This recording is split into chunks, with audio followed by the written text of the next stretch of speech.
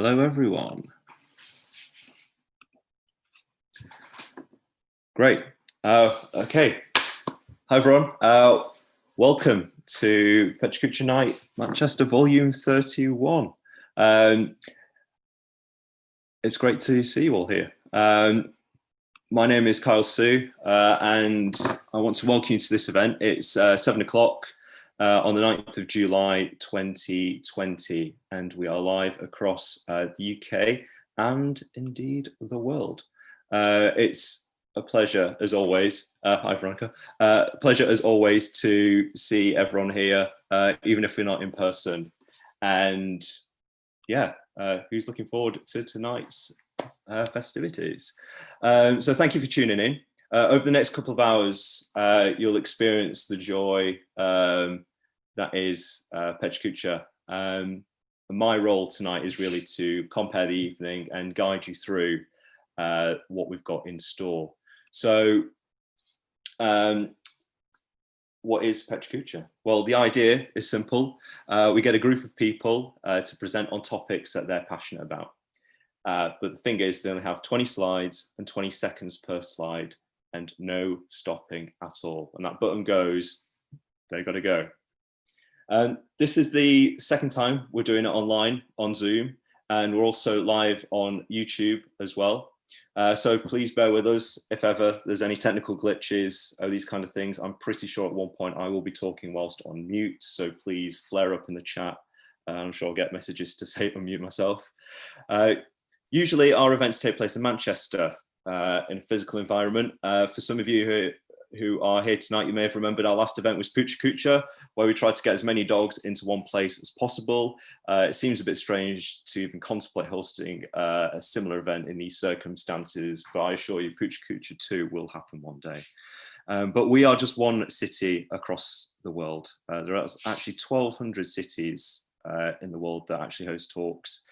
So I encourage you, especially if you're not from around Manchester, to look at your local event. And if it's not there, set up your own.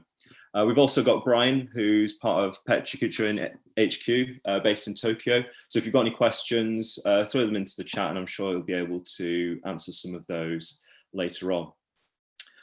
So why are we doing this? Well, COVID-19 continues to mean we're stuck indoors. But the beauty of it is you can have people from across the world to come with us tonight and tell their stories. So we've got people from the United States, from Japan, and even New Zealand as well. So we are truly global this evening.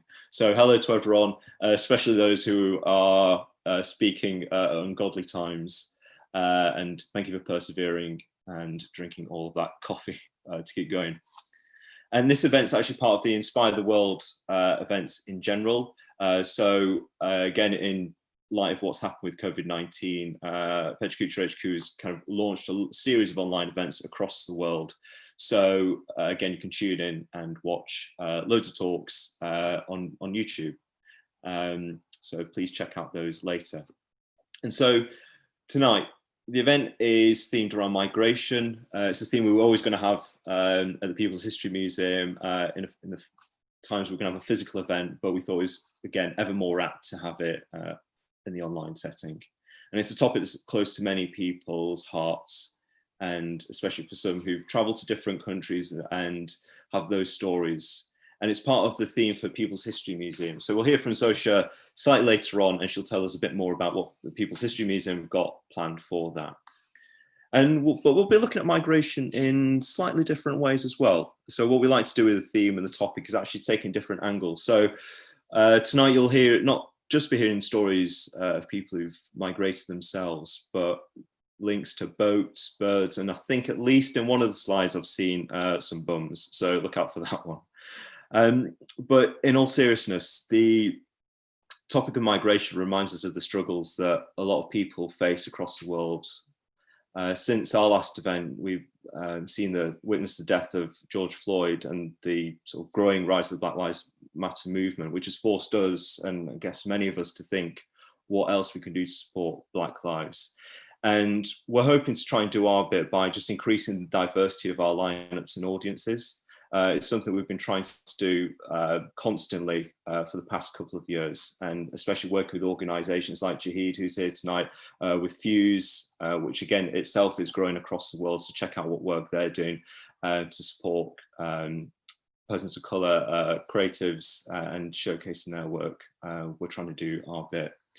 But what I've said in the past is call us out. If we're not pulling our weight in trying to support creatives or people from different industries and making sure that our lineups are diverse, please get in touch with us and we'll try and make that better. And the other thing I should add is we're looking to put on some free training on how to do a Pechakucha talk to try and actually encourage people to take part in future. So keep an eye out for that and take part if you are interested. And sort of finally, more or less from me, I want to say some thank yous. First of all, to the team in Manchester. It's not just me, there's a whole host of people in the background putting slides together and liaising with speakers to make it work out. I need to give a special shout out to Lovish, who designed the GIF you saw before with the flags of Manchester, who got a first this week in his uni course. So I think he's really proud of that, and yeah, well done to him for that. Brian as well for being up a ungodly time to help connect the YouTube together for us. Brogan from Pechakucha London, who's directing tonight's proceedings and will be pressing the buttons at the right moment. And Valentina Santolini, who designed the image that you can see on the slide now, and our program, our digital program, the link of which I'll put into the chat so you can press that. And Chebo Besa, who ran the Flags of Manchester workshop. So just a bit about that. We put a call out to people because someone asked at one point, Manchester doesn't have a flag, should it? So we said, yes. So we've had some flags there, some tongue-in-cheek. I think nationalised Greg's is my favourite. But the plan is we will actually try and make one of those into a real-life flag at some point. And finally, People's History Museum, again, for letting us be a part of their events. So tonight, how will it go? Well, very soon we're going to have a few community announcements. We like to get some people from the local community to do 2 minute, and I say 2 minutes because we're on the clock, shout outs about local projects that they're doing. And then we'll move on to the first 5 speakers. So with the first speaker, when they're ready, Brogan will hit start when they say go, and then they're off. 20 slides, 20 seconds per slide. We'll have 5 speakers, then a break for about 10 minutes, and then the second half of 5 speakers. And then a new novel element we're adding to today's proceedings is a question and answer. So throughout, I'm encouraging you not only to engage in the chat, but also to throw your questions into the Q&A box. If that doesn't work, just put them into the chat. And Veronica and Rachel are doing their bit to kind of pull out the questions, and then they will become the question masters at the end, and they'll be asking the questions to the speakers, and we'll get in a bit of dialogue between the panelists.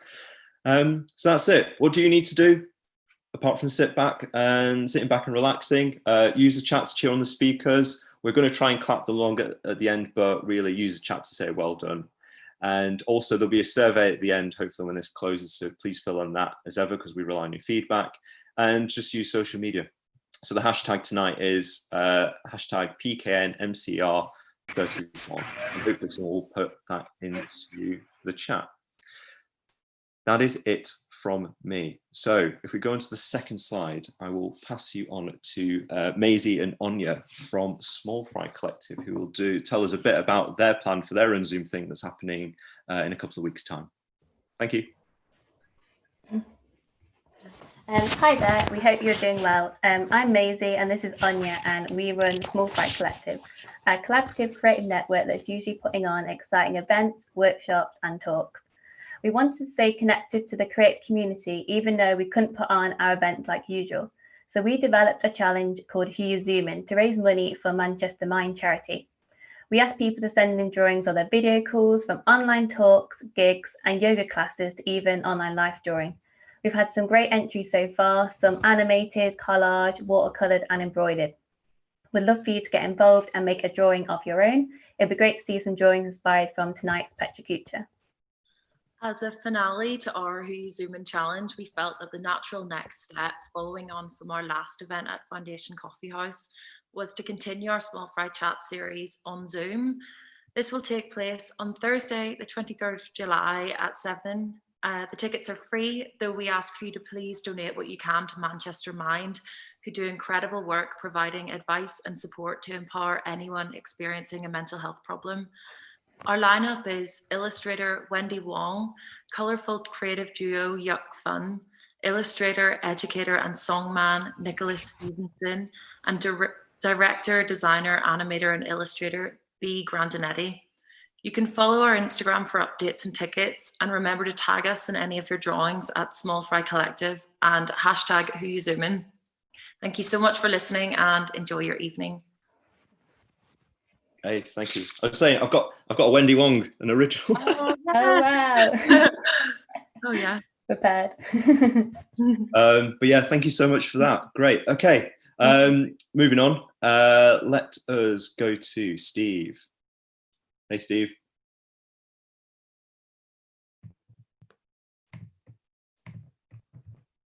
Hi there, Kyle. You're right. Seamless. So I'm Steve Clarkson and I run Found Fiction, a network of artists, writers and readers worldwide. We deliver writing workshops, we hire out installations, we stage street literature projects, and Street Stories is the latest street literature projects that I'm going to tell you a bit about now. So it's set in Quarry Hill, which is quite a historic neighbourhood over in Leeds, and that's seen quite a lot of transformation in terms of migration, in terms of construction, and to some extent gentrification. And Street Stories is all about celebrating Quarry Hill voices past, present and future.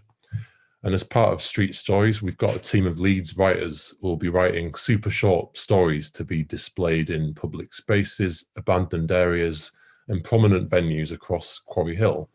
And these stories are going to be published in kind of a guerrilla fashion, so taking the form of vinyl stickers, wraparound banners, chalk murals, among lots of other forms. And these stories are aiming to be inspiring, reflective, and kind of just attention-grabbing for passers-by, combining fact with fiction and revealing a hidden truth about this historic neighbourhood in Leeds in a language that's accessible and family-friendly. Yeah, it's funded by Leeds City College Arts Fund, which super appreciate that support for artists right now.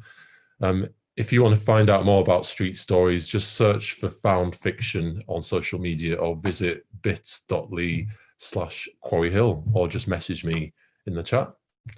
Thank you very much. Nice, thank you, Steve. Okay, next it's Zosha Kofel from People's History Museum. And yeah, so I just want to say, Zosha, thank you so much for letting us take part in this. It's much appreciated. And thank you for submitting your proposal to do an event with us as well. So hello everyone, I'm Zosha and I'm one of the programme officers at People's History Museum. For those that don't know us, we're the National Museum of Democracy and home of ideas worth fighting for, such as the right to vote, equality and a fair world for all. We're based in Manchester, for those of you joining us from further afield, and this is our building where the event would have been taking place this evening, but we're really pleased to be still bringing this to you online. Each year our programme aims to spread hope and inspire action, and this year our programme is exploring the theme of migration, which is the topic for tonight. And our whole programme has been co-created with a community programme team made up of 6 people whose lives have been shaped by migration. So we're really excited to be collaborating with Pechakucha Manchester tonight. There's an amazing lineup of speakers who I can't wait to hear from, including Danielle, who's the illustrator behind our migration theme.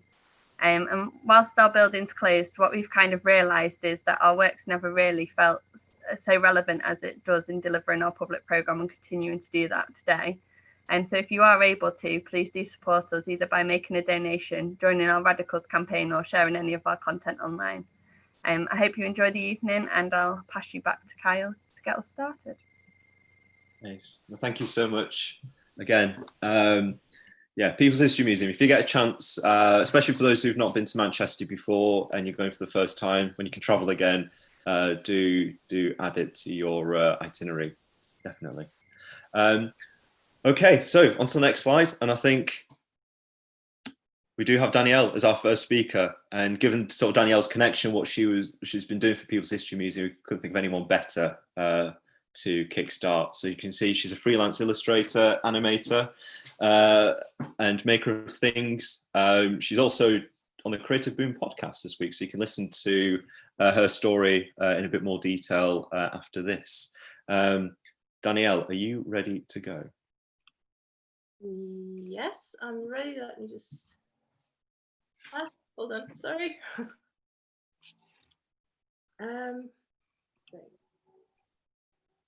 Hello. Yes, great. Yes, Okay. I'm ready to go. Okay, I'm going to mute myself. Good luck. Say when. Yep, ready.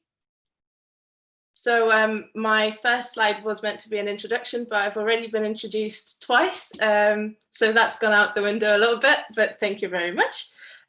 So yeah, I'm Danielle, I'm a freelance illustrator, and I'm originally from Poland. So the whole theme of migration, the exhibitions, as well as this talk, is very close to my heart. So the media, especially in recent years, has been reporting migration in quite a negative light, I think, and it's a topic that many of us are familiar with.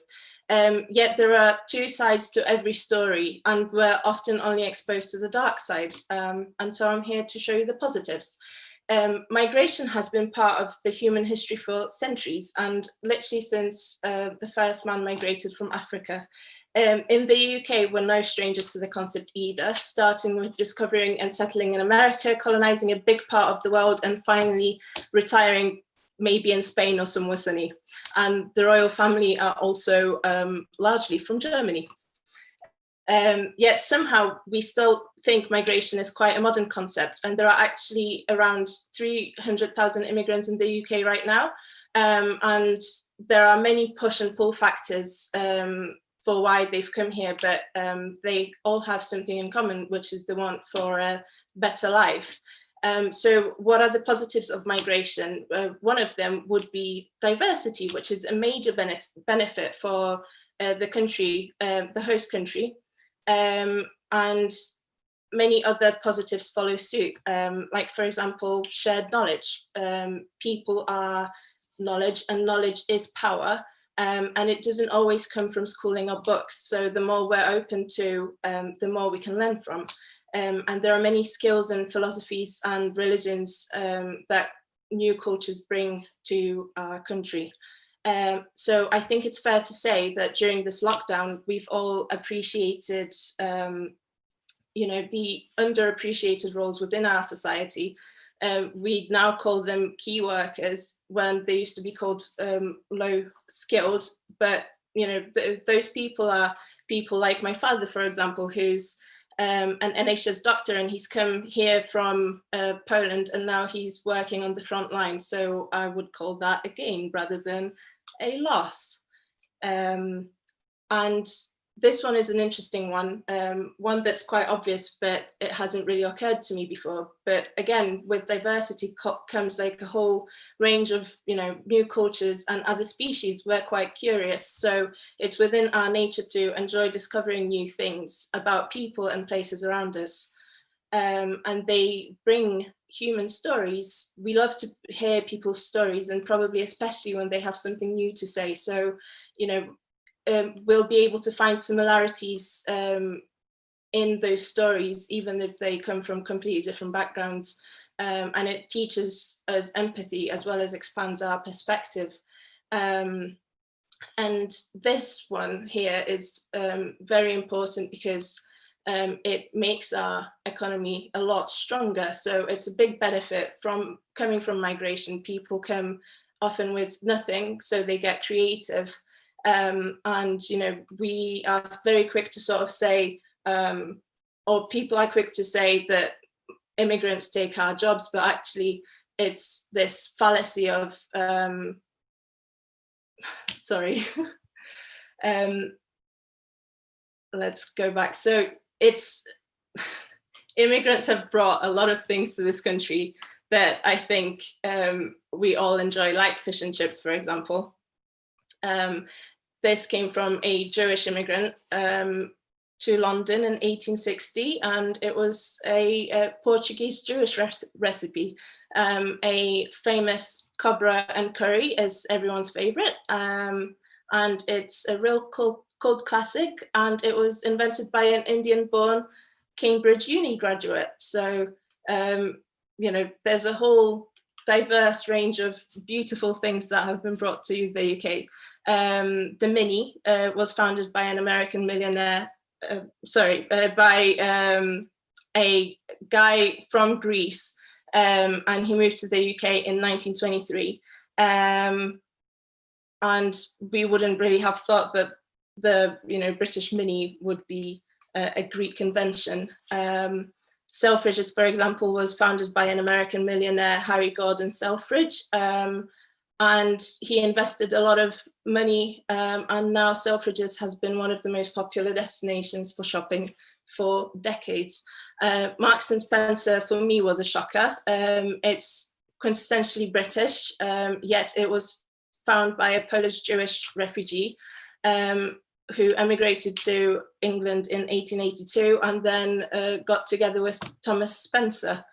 And last but not least, Tesco's, which I had no clue, but it turns out it was a son of a Polish migrant. So go Poland. And it was founded in 1919. The first store opened in 1931. And then here, I'd just like to read this little bit, which is, it's time to set the record straight on the impact the movement of people has had on this diverse nation. While concerns about migration need to be listened to, sensationalist media coverage paints a distorted picture of the reality of migration to the UK. From what we eat to what we wear to the music we listen to or the healthcare we receive, the UK would not be what it is today without the contribution of immigrants. And I think it goes to say the same for the whole world, really. So thank you for listening.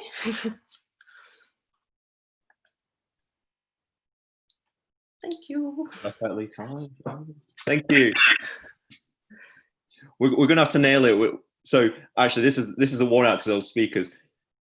If you feel up to it, because I sort of maybe find it a bit tricky, but if you can unmute temporarily and clap and then mute after each speaker, let's try it now. Okay.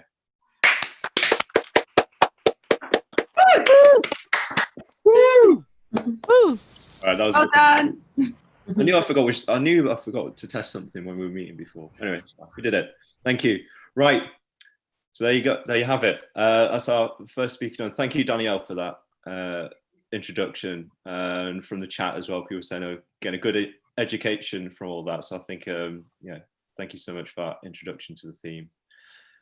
Okay, next up is CLARA PARADA, who's a user researcher, and I had the pleasure of having a meeting with CLARA at one point at Zifferblatt, which was our, I think, second ever venue when we started these talks. And she is a wonderful human being. I imagine a lot of people in the attendees can attest to who've met her. So CLARA's a user researcher, and she's from Brazil. And from what Danielle said, I'm not going to say anything further because I do actually talk over people's first couple of slides. So CLARA, are you there? I am here. Hello, hello. Hello, hello. Are you ready? I am ready. Can you see me? I can see you. So just say when. I'm going to mute myself. Bye-bye. Oh my God, sorry. I just need to say before we start, Danielle, oh my God, I've got literal goosebumps. I can't contain myself. Like, I'm literally shaking. It was so beautiful. And I'm so passionate about your talk. I'm more passionate about your talk than my own. So, okay, when? Okay, I can start. Yeah. So yeah, A Hobbit's Journey to Manchester. Thank you so, so much. I'm the Hobbit, in case you haven't, I mean, you can't see me, but I'm 5'1". I'm quite small. So yeah, thank you so much for having me. This opportunity is just amazing, and to speak about migration, which is just something that has really defined me as a human being, I feel. This is Juka, by the way. This is my dog. It was really hard to find I felt something of value to speak, especially with everything that's going on in the world. But if you're going through migration or immigration or whatever, and you need someone to have a chat with, just please hit me up. Today, I'm going to speak a bit about my story. But yeah, so this painting, Jesus Christ. Okay, so this painting, I learned about it in year 4. in school, and it's the retirants, which means someone who is withdrawing from one region and going to another, and it depicts poverty and social inequality in Brazil, and it's the reality of thousands and thousands of migrants that have migrated during the 20th and 21st century in Brazil. But in parallel, I also learned in year 4 that Brazil was the port of millions of immigrants as well.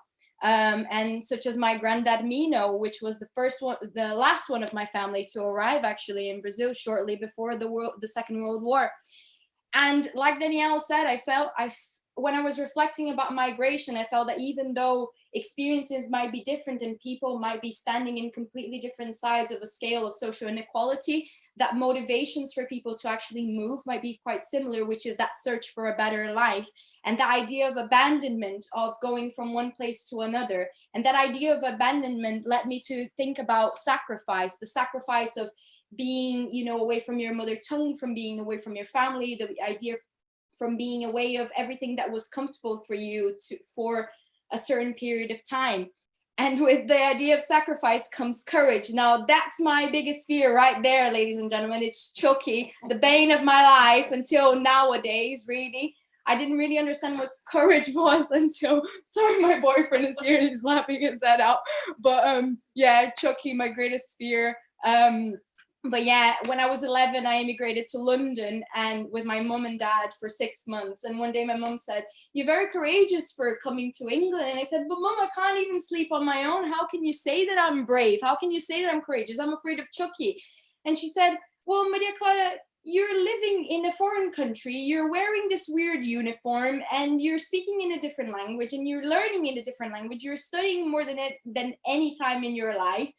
And, you know, this is courage." And at the time, I didn't really understand that I was making sacrifices because I was just away from my dog and my friends. And I didn't really understand that I was having any kind of courage. When I came to when I came back to Brazil, I graduated from school, I went to uni. I ended up working in the family business, which is this left-winged weekly politics and economics magazine. And I left after a while because I felt that there was no prospect for my growth, ironically.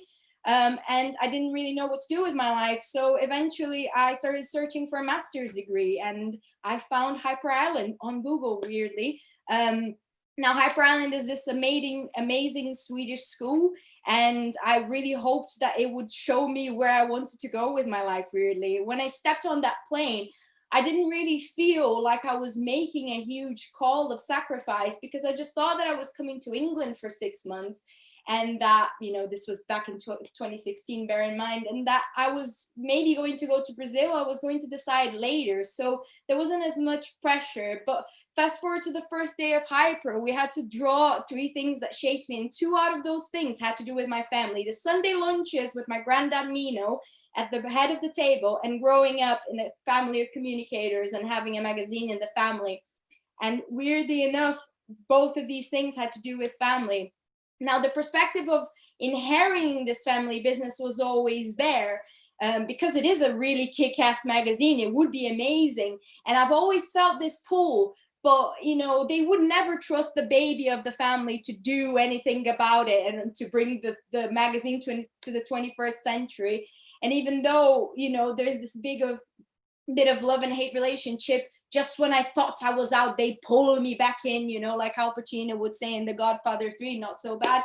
But, you know, I always wanted it, but not wanted it at the same time. But all of the times that I tried to help them with service design and user research, which is what I do nowadays, it just comes rushing back to why I left and how it would never work to how I really wanted and how I needed to make my own path, really. So nowadays I'm grateful to both Claras, the 11-year-old with her little uniform, so cute, who taught me what real courage was, but also the 24-year-old, 25-year-old, who considered all of the options available to her and chose to stick to her own path, really.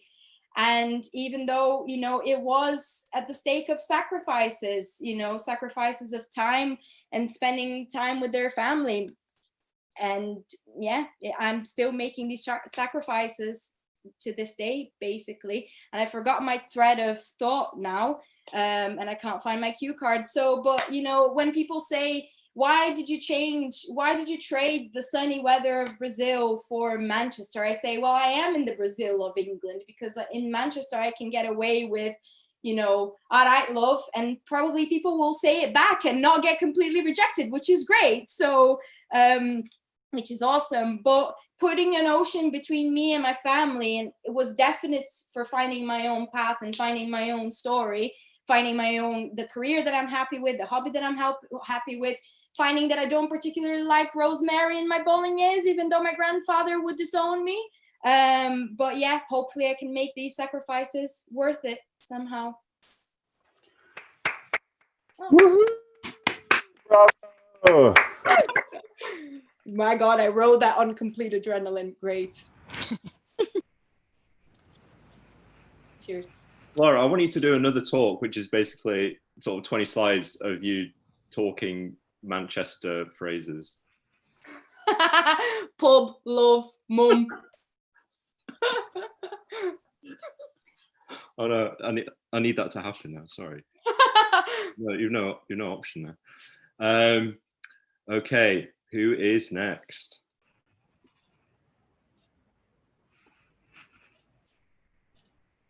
Sally, hello. Hi. Hey, Sally. So Sally is one of the people who will hopefully be still a guinea pig on our training course to see how it is, but it's kind of worked a bit backwards because now you're doing the talk before the training, so just throwing you in at the deep end. But it's fine, you volunteered. I did. I thought migration, gotta go for it. But yeah, Sally's an advertising lecturer based in Leeds. So Sally, if you've not met up with Steve yet, you should definitely chat. Steve, hi. Steve Clarkson. Okay. Yeah, you should definitely chat. But yeah, loads of really interesting things happening in Leeds. So thank you for travelling across to Manchester tonight. Are you ready to go? I am. Go ahead, Brogan.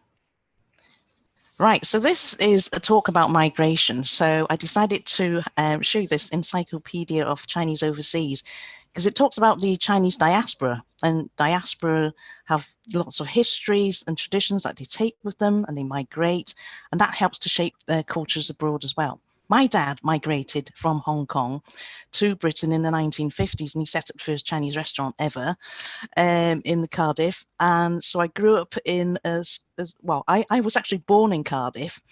And this is what I was basically exposed to. So it's the Charlie's Angels from the 1970s, and you also got the Wonder Woman. These are the influences that sort of made me think about, oh, you know, what great role models, but you know, nothing in terms of people that look like me.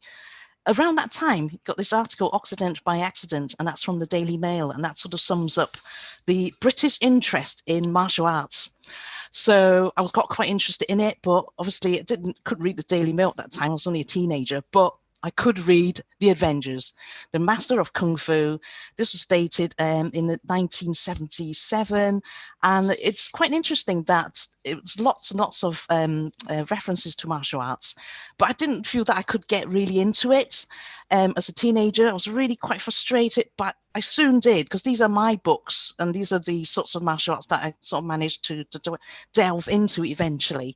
I got stuck in, so as you can see, I did taekwondo, I did karate, and there was no stopping. I even tried Wing Chun Kung Fu as well. I decided when I started to think about, you know, sort of doing a PhD, I thought, oh, you know, it's no brainer. It's got to be about martial arts. So I spent many a time at the History of Advertising Trust looking at a whole range of adverts. As you can see, there's VHS, that, stuff like that I had to look into as part of my PhD, and it's about advertising. And I'd like to introduce you to the BMK girl, Edwina Carroll, who fronted one of the earliest adverts for a carpet manufacturer, a Scottish carpet manufacturer. This is one of the second ones that I came across, Luxaflex, 1966, one of the early ones about Venetian blinds. You can see you know, an image of a karate black belt there trying to tackle the Venetian blinds. Apparently very, very durable and strong. So you know, you couldn't break it down.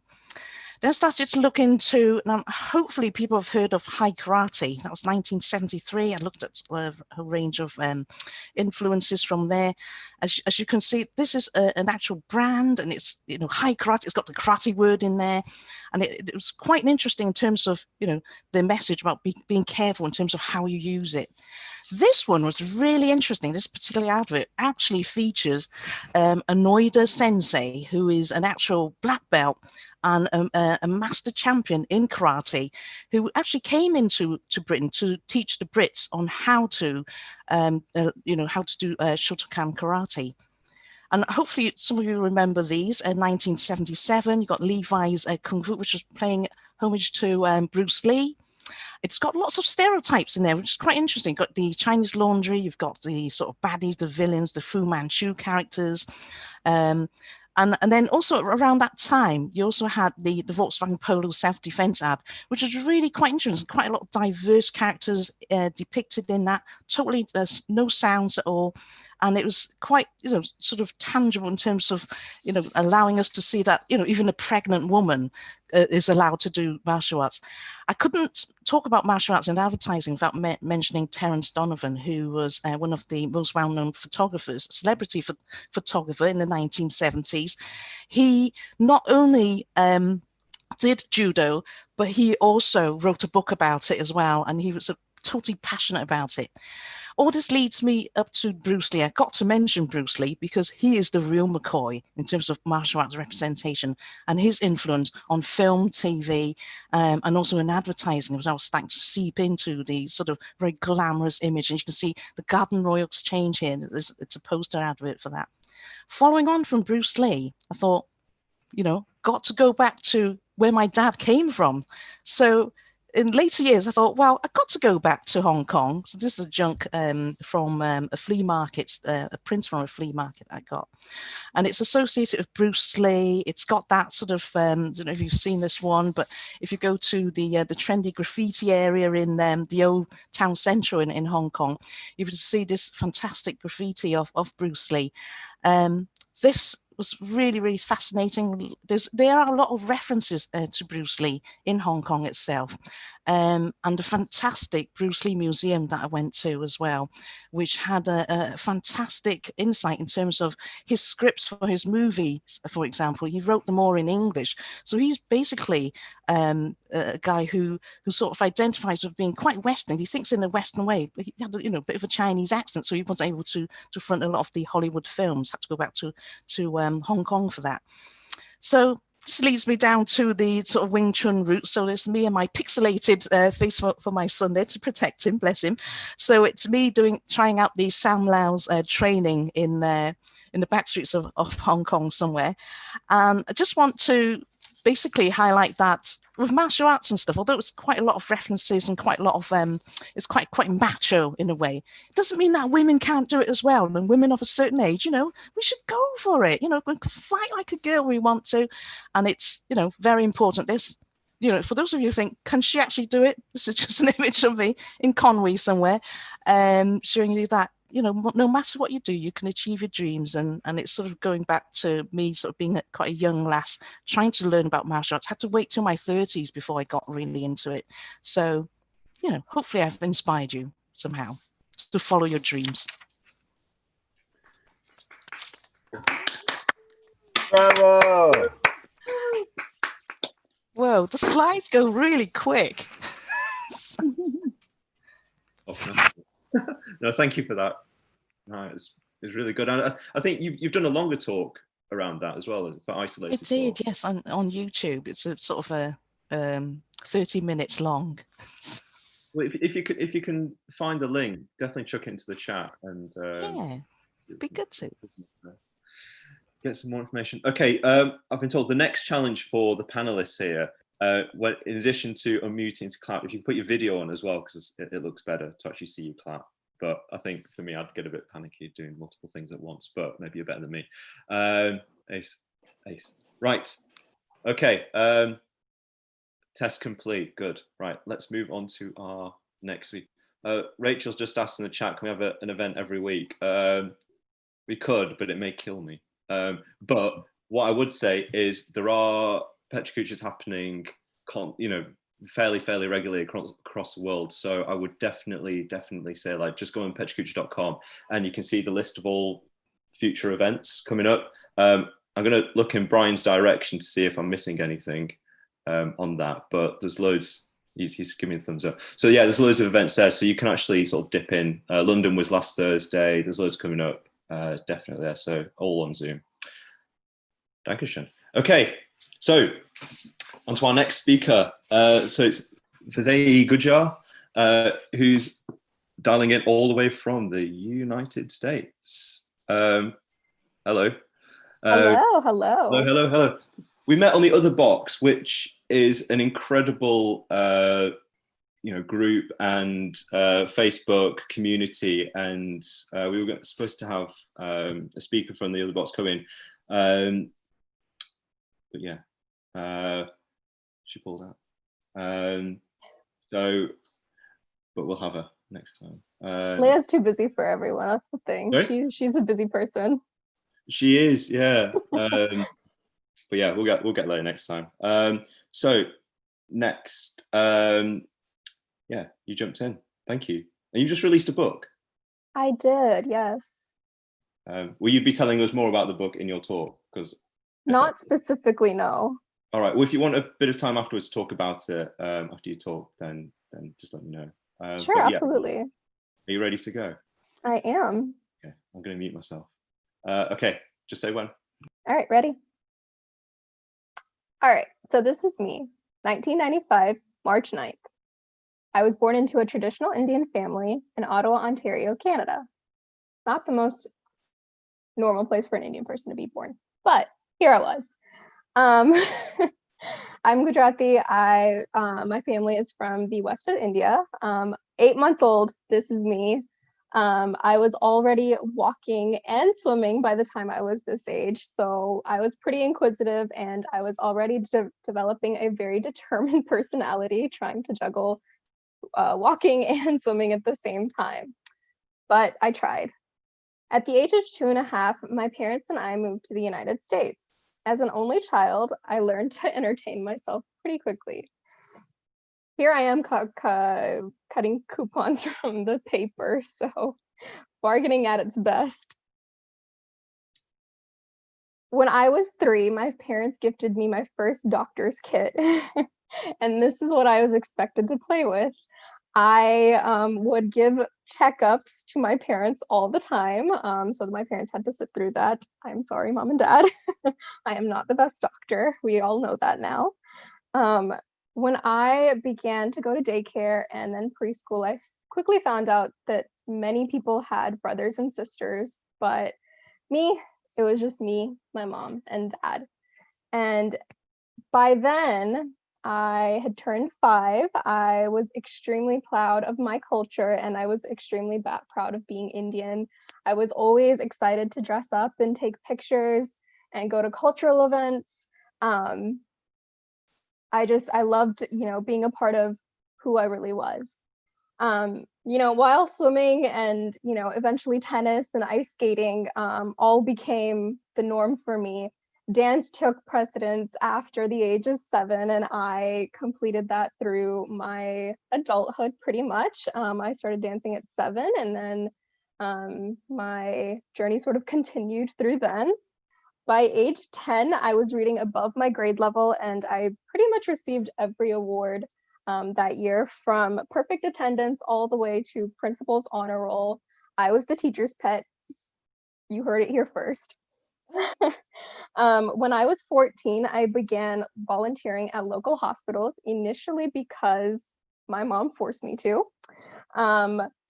And then by age 15, I was actually volunteering year-round at multiple different hospitals. I was efficient, communicated well with the staff, and had pretty good bedside manner. And I thought at the time that I wanted to go into cancer research, and I wanted to work with cancer patients. And while that didn't happen, I definitely had a great experience. But then at the age of 17, I received the President's Award for Volunteer Service from the former president of the United States, Barack Obama, for all the work that I had done over the past 3 years at that point. And then at age 18, the summer before college, I broke my ankle right before my last solo recital of my formal dance training. But the show still went on. After 19, I didn't know who I was. An assault caused me to withdraw, and I quietly began to fade. At 20, I was depressed, struggling, and suicidal. Who would have known, though? At 21, people were talking about me, and not the fact that I was a pre-med major or that I was going to be a doctor one day. At 22, I found a voice in the back of my head that said, keep going. And so I became a closet writer. No one knew I was writing. No one knew that behind closed doors, there was actually something going on. All everybody knew is that at one point, I just disappeared. By age 23, I was writing for one of the most well-known South Asian publications. This was my probably biggest accomplishment at the time because I had always seen this magazine on social media, on Facebook and everything, and to actually be a part of it, to actually say, hey, I work here, was something that never in a million years I would have thought. But here I was, staff writer at Brown Girl magazine, who eventually became the editor of Health and Human Rights. At 24, I was actually the face of a mental health campaign through Harvard Medical School and McLean Hospital in Boston, Massachusetts. This actually went on to find a home in Boston International Airport, which if you're there, please go check it out between terminals B and C. And now here I am, 25, thriving, speaking up and making things happen. And guess what? It's still just the beginning. What I want you guys to understand is that while there is togetherness and loneliness, there is togetherness and healing. I want people to take mental health seriously because behind every statistic, there is a story, a face, and a life. So I hope you all enjoyed that. I will talk a little bit about my book now. It's not my book solely. It's actually a compilation of stories from all different immigrants. And it's called Two Different Worlds, What We Wish We Knew Growing Up. So if you'd like to read it, please feel free to get that on either Kindle or Apple Books. And yeah, that's pretty much it.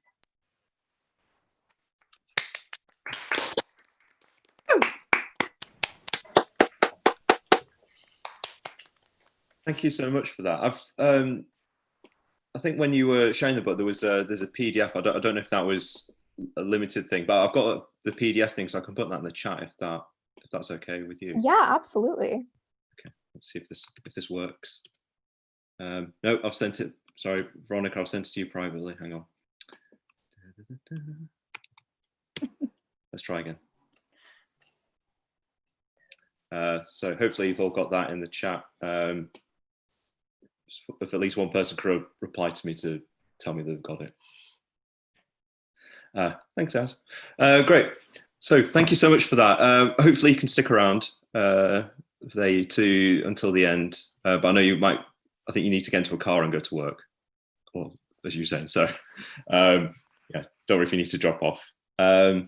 Okay. I think let's go on to our last speaker for this first half, if I could do my maths correctly. Hello, Ben. Hello. Do you know what, Ben, I was reflecting on this, that you're actually the David Attenborough of Pechakucha Night Manchester. I wouldn't speak that highly of myself. The last talk you did was origami frogs. And oh, no, you're right, yeah. There's a theme. But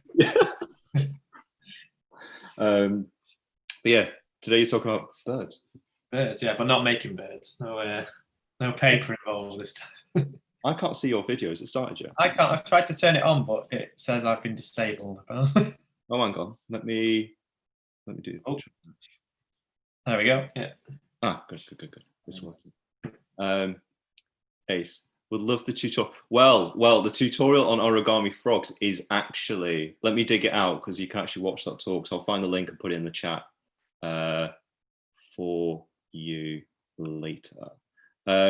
Okay, so Ben is a designer, and yeah, he spoke. This is his second talk for us now after the Origami Frogs talk, and he's a freelance graphic designer and was also the co-creator of the Manchester Mind exhibition and a proud supporter of mental health charities. So it's sort of quite a nice link from the previous talk. And yes, today Ben's taking migration in a slightly different direction. So are you ready to start? Yeah, I'm ready. Program whenever.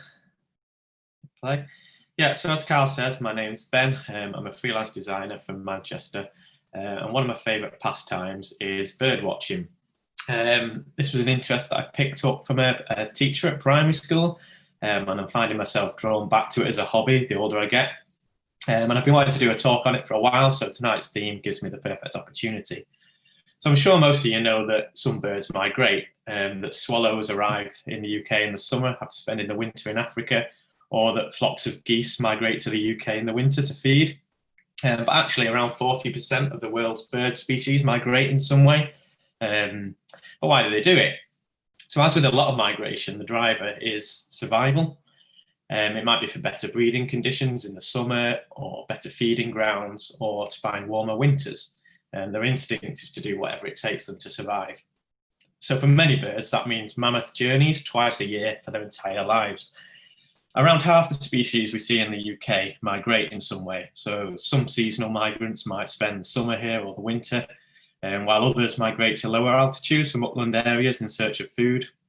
And some, known as passage migrants, stop in the UK on the way to somewhere else. But even the common birds that we see all year round here might have their population boosted at some point by visitors from elsewhere. Many blackbirds are joined in the winter by other birds from Eastern Europe, for example.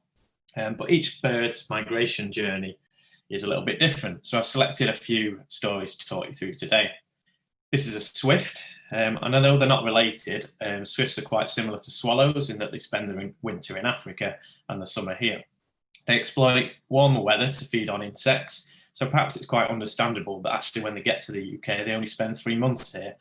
They're often the last spring migrants to arrive and the first to leave. But the most incredible thing about swifts are that they spend almost their entire lives in the air. The only time that they actually land is at their nests during the breeding season, which means that they also sleep when they're flying. And as the name suggests, they're quite quick. So one individual was recorded taking just 5 days to fly 3,100 miles from West Africa to the UK. And the oldest recorded swift was 18 years old, which means it might have flown around 4 million miles in its lifetime. But unfortunately, with modern building methods, they're denying swifts the spaces in gables and arches they need to build nests. So we've actually lost over half our population in the last 20 years. This is a Dunlin. They have a lot more complex relationship with the UK. As wading birds, they're commonly found around the coasts and estuaries. There's actually 11 different races of Dunlin worldwide. 3 of them visit us here in the UK, but all at different times. So this means that although you can see the birds here all year round, they're actually all on very different journeys. One race breeds here and leaves us in the winter. Another stops here on its way from Greenland through to West Africa. And 700,000 birds that breed in Scandinavia and Russia spend the winter with us. But just to complicate matters a little bit further, all these birds travel at different times depending on their age and their sex. So once the eggs have hatched, the female birds actually leave the males to raise the young.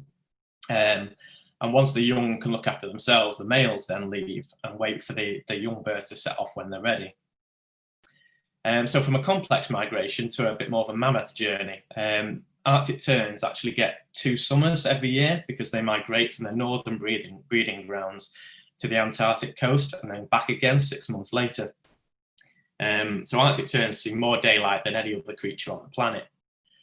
Their population can be very sensitive to changes in their environment. One Irish sea colony has totally vanished this year, potentially as an indirect result of the coronavirus crisis. But they're also great wanderers, and they don't take the most direct route for the migration. So one bird that was ringed in Northumberland reached Melbourne just 3 months after it left the nest, which is a journey of over 14,000 miles. So it's no surprise that on such long journeys, some birds can get lost or blown off course and end up in surprising places. This robin popped up in China last year, which is only the 3rd time that one's been recorded in that country. And the UK has recently seen a bit of an influx of this bird, the ROSY starling. They breed in Central Asia and Southeast Europe, and when the food is plentiful and the temperatures favour them, they venture further across Europe, with a number of birds turning up here this year. So if you keep your eyes out when you're out and about, you might see one of those. Some birds venture a little bit further when they've exhausted the food stocks in their natural habitats. So every 10 years or so, we get an influx of these birds, waxwings. They visit us in search of more berries when the stocks are low in Scandinavia. But unfortunately, along with natural threats, migrating birds face threats from human interference as well. Every year, an estimated 25 million birds are hunted on their journeys across Europe and Africa, such as this robin, which has been caught in a glue trap. Illegal hunting is rife across the migration routes of many birds, including across the Mediterranean, Northern Europe, and birds are hunted illegally for food, predator and pest control, and sport. So combined with their struggles and habitat loss, many bird populations simply can't cope with the threats. And 1 million turtle doves are killed every year, which has seen their global population decline by 30% since the year 2000. So there's lots of important work being done at the moment to fight these illegal practices. BirdLife International have conducted a number of vital pieces of research and are raising money to help the many species in danger. A few slides isn't enough for me to touch on all the issues or all the species that are at risk, so you can find out more at flightforsurvival.org. And if you missed that, I'll put it in the chat in a moment. But I think recently we've all learned to appreciate the outdoor space a little bit more and the wildlife within it. So hopefully this talk will inspire some of you to look a little bit deeper into the stories of the birds that you see out and about, and what they might have been through to get to that point. Thank you.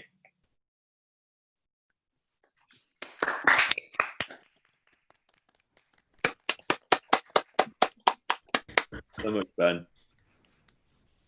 A bit of a rush through that. It's fine. It's fine. I mean, compared to the frog, oh, how did that compare to the frog one you did? Oh, I just remember giggling through the frog one.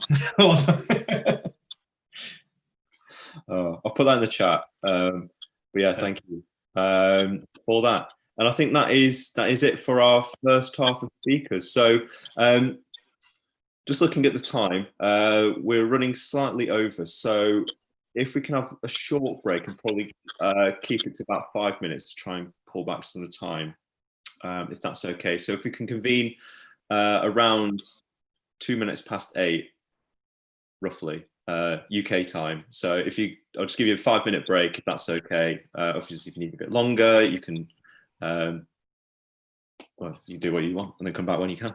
But I'll let you go now. So we're going to take a 5-minute breather and see you in a sec.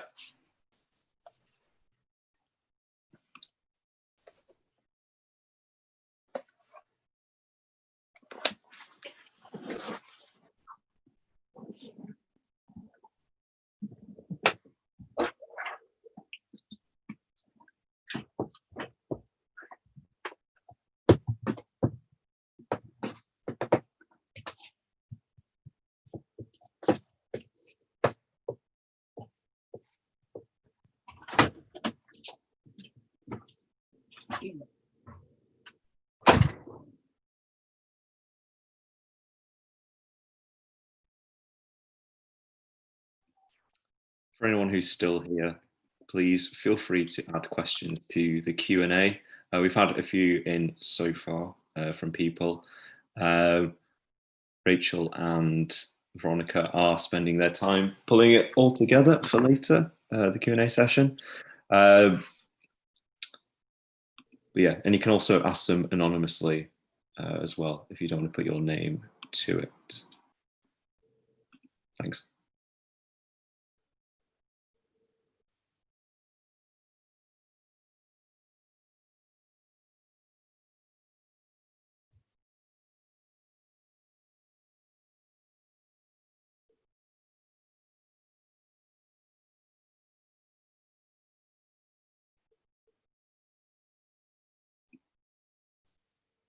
Daniel, are you drawing the speakers?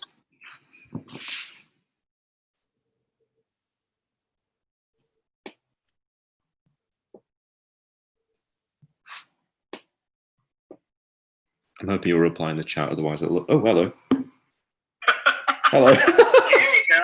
There you go.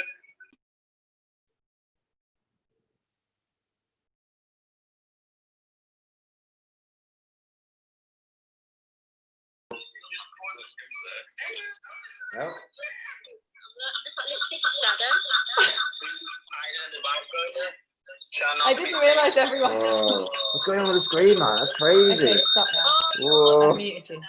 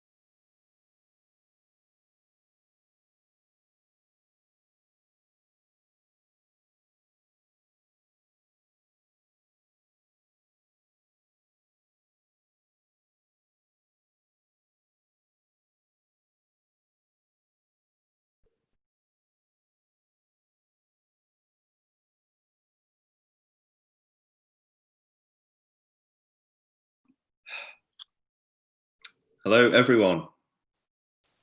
Okay, that did not feel like a 5-minute break. So just while people get back into the room, what I'll be saying, while we're just waiting for people, Dan Thompson, who spoke previously at a number of our events, what he likes to do is draw the speakers. So you will be able to get at the end, if you are a speaker, a little drawing of yourself. And I had a little preview of Ben's as well. Did we do the group photo? Sorry? Did we do the group photo? No, Sally, thank God. Thank God you are here, because I said I would forget and you remembered. Oh, we are. Let's all Nothing gets past you, Sally. Let's get the hair. Well done, Sally. Sally, I had a quick question. Sorry, dip into the Q&A about your background, where it's from. Oh, me? Oh, me? Yeah. Oh, I'm, well, Welsh-born Chinese. But so I meant literally your Zoom background rather than your background. Oh, God. Save that for the main Q&A. Sorry, I got really... What was the question? Sorry. Your Zoom background from Hull. My Zoom background? What do you mean my Zoom background? I don't actually understand. Behind you on the screen, you've got your... Oh, my Zoom background. Oh, gosh. Oh, it's people asking about that. Oh, gosh. Can I just give me two? I'll Google it and I'll let you know. Right. We'll save that for the Q&A. There you go. Oh, gosh. I didn't realise people would ask me. Okay. Okay. If you can, go onto your video. So I'm looking at you, Clara, if you're there, Steve, Yaz, Anya, Lawrence. Hey, Lawrence.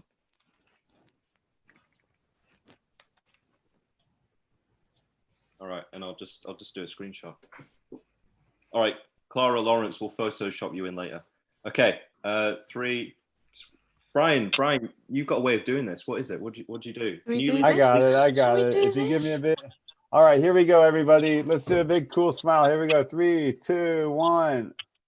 All right, do for me. Do with the obligatory hands up. Give your thumbs up, bonsai, however you guys do it. Here we go. In 3, 2, 1. Pechakucha.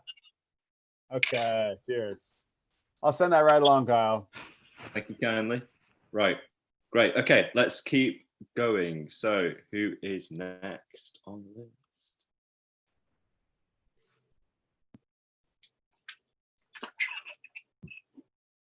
Pretty sure it's Faye. Hi Faye. Hi. Are you ready? Are you ready? Yes. I'll do the bit of intro. I'll do the intro. Okay, So yeah, I haven't done it, so go for it. so you're a freelance designer based in Wellington, New Zealand, but originally from Bolton. So big up Bolton. And you're a human-centered designer. And yes, so what time is it over there in New Zealand? It's just gone 7 a.m. Bloody hell. Thank you for doing this. And I am not a morning person, so if I completely fluff everything, then it's all your fault, Kyle. So I'll take it. I'll take it. Are you ready? yes, go Brogan. So good morning, evening, and kia ora, everyone. I'm Faye, and like Jim Carrey here, I'm a bit of a yes person. Name the hobby, I've tried it. Invite me to see a weird band, I'm in. My career has evolved from graphic design to service design, back again, everywhere. But I'm a chronic dabbler, and I believe that yes is a bit of a mindset. So that all goes a little bit of a way to explaining how I come to be here on Zoom, Pechakucha, before dawn, from half the world away. I couldn't really resist the Oasis reference there for Manchester. But I'm joining you from Aotearoa, New Zealand. And let's go back to 2019, when I got into a car, a train, a tube, 3 planes, a few taxis, and travelled the 11,575 miles to Wellington. I had a working holiday visa, but I wanted to stay in one place, so I wasn't really sure how to describe myself. Was I a backpacker? Was I an expat or a migrant? Now, when I think about migration, I always think about this. I remember a geography lesson at school where we learned the difference between emigration, migration, immigration. And it's always stuck in my head that migration is the one in the middle. You've kind of left, but you haven't arrived yet. You're somewhere in the middle, you're kind of in transit, a bit temporary. But what did other people think? So I asked around, and I'm glad that Ben agrees about this. Most people said that migration reminded them of nature, of seasonal movement, of going somewhere for a while, maybe coming home again, but maybe not. And there'd have to be reasons: warm weather, more fish, a safe place to hatch your eggs, teach your chicks how to fly. So what were my reasons? I had a good life in the UK. I had friends, I had family, I had a career, I had safety.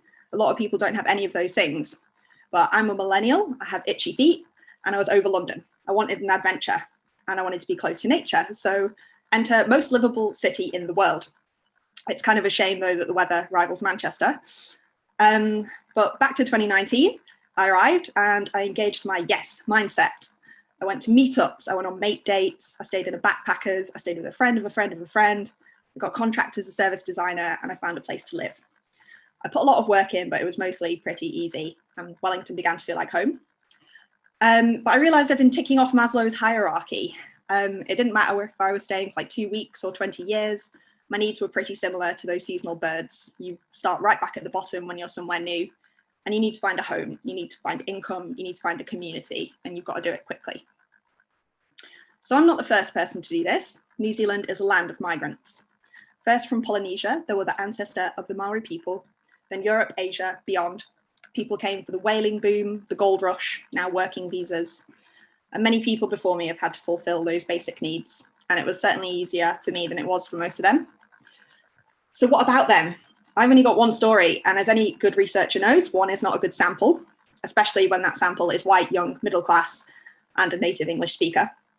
So I set out to gather a few more stories for you. What did other people think? I asked a friend who grew up in Canada. Her parents had migrated there from Hong Kong, so she felt that moving was natural for her as well. She was on holiday here when she met her now husband, also a migrant, and they decided to stay. They have a young son and a mortgage here, but they don't see it forever. They want to live all over the world. I spoke with another friend's colleague who left India 8 years ago. They were a married couple with a young child wanting a better quality of life. Visa issues got in the way and she had to set off alone. Despite 2 master's degrees, finding a job took longer than the money lasted, and she actually ended up with nowhere to stay for a few days. Had some really dark times before a job offer finally brought some security. I spoke to a friend who arrived here aged 11. Sri Lanka was in the middle of a civil war and her parents wanted a safer life for the kids. She's got romanticized memories of the time, but she knows her parents had a really long, hard road to make a home here. She's now a really proud New Zealand citizen, but she worries for her families overseas. So I spoke with a man who moved here from China. He has really good spoken English, but he doesn't read and write it so well, and he feels it's always going to prevent him from making enough money here. He's thinking of moving on again to Australia, and he's hoping there'll be more manual work there. So what happens when you've got roots overseas, or you want to move again, and like Tom Hanks here, you get stuck. In New Zealand, it felt like the COVID pandemic escalated rapidly. One moment, it was happening elsewhere. The next, we went into full lockdown and the borders were closed. No flight in unless you're a citizen, no flight out unless you've got a lot of spare cash. Luckily, this was a good place to get stuck. Jacinda became the envy of everyone back home and inspired an impressive wave of fan art. I was in a very lucky position. I had plenty of time left on my visa and some savings. I felt oddly proud to be here. The roots I'd put down made it feel like home, even if my visa says temporary. Before too long, New Zealand hit global headlines again. There were no active cases of COVID-19. We're in level 1 now and life is weirdly normal here. We can hug our friends, but the borders are still closed. And it really feels like the difference in miles and the difference in freedoms for people all over the world is a lot more extreme right now. So New Zealand currently feels a bit like this. I was thinking of the bad guy, Cal. I had to check his name, who weasels his way onto the lifeboat. Do you remember him? Why have we got a seat? Our friends and families aren't safe. Why did we get it? I know some people feel a sense of duty to go home and some people want to stay, and our families are all urging us to do that. So what happens now? I don't know. I'm hoping that the yes mindset keeps us all adaptable. I know that some people are choosing to go home. I know that some people will have to go home. Some will stay, put down more roots, and then maybe they'll get more than one home. I don't know what I'm going to do, but I'm just going to keep saying yes. And I'm also going to say thank you. I spoke to quite a lot of people in the run up to this talk, and they all gave me their time and insight and experience and shared some really personal stories with me. And I wanted to thank everyone else for listening today. And I think there'll be another slide now that also says thank you.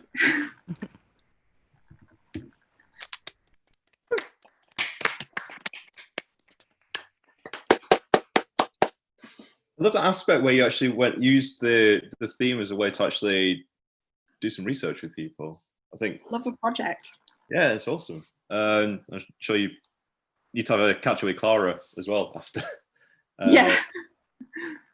Okay, right. So first thing, I had a response to the question about Sally's Zoom background.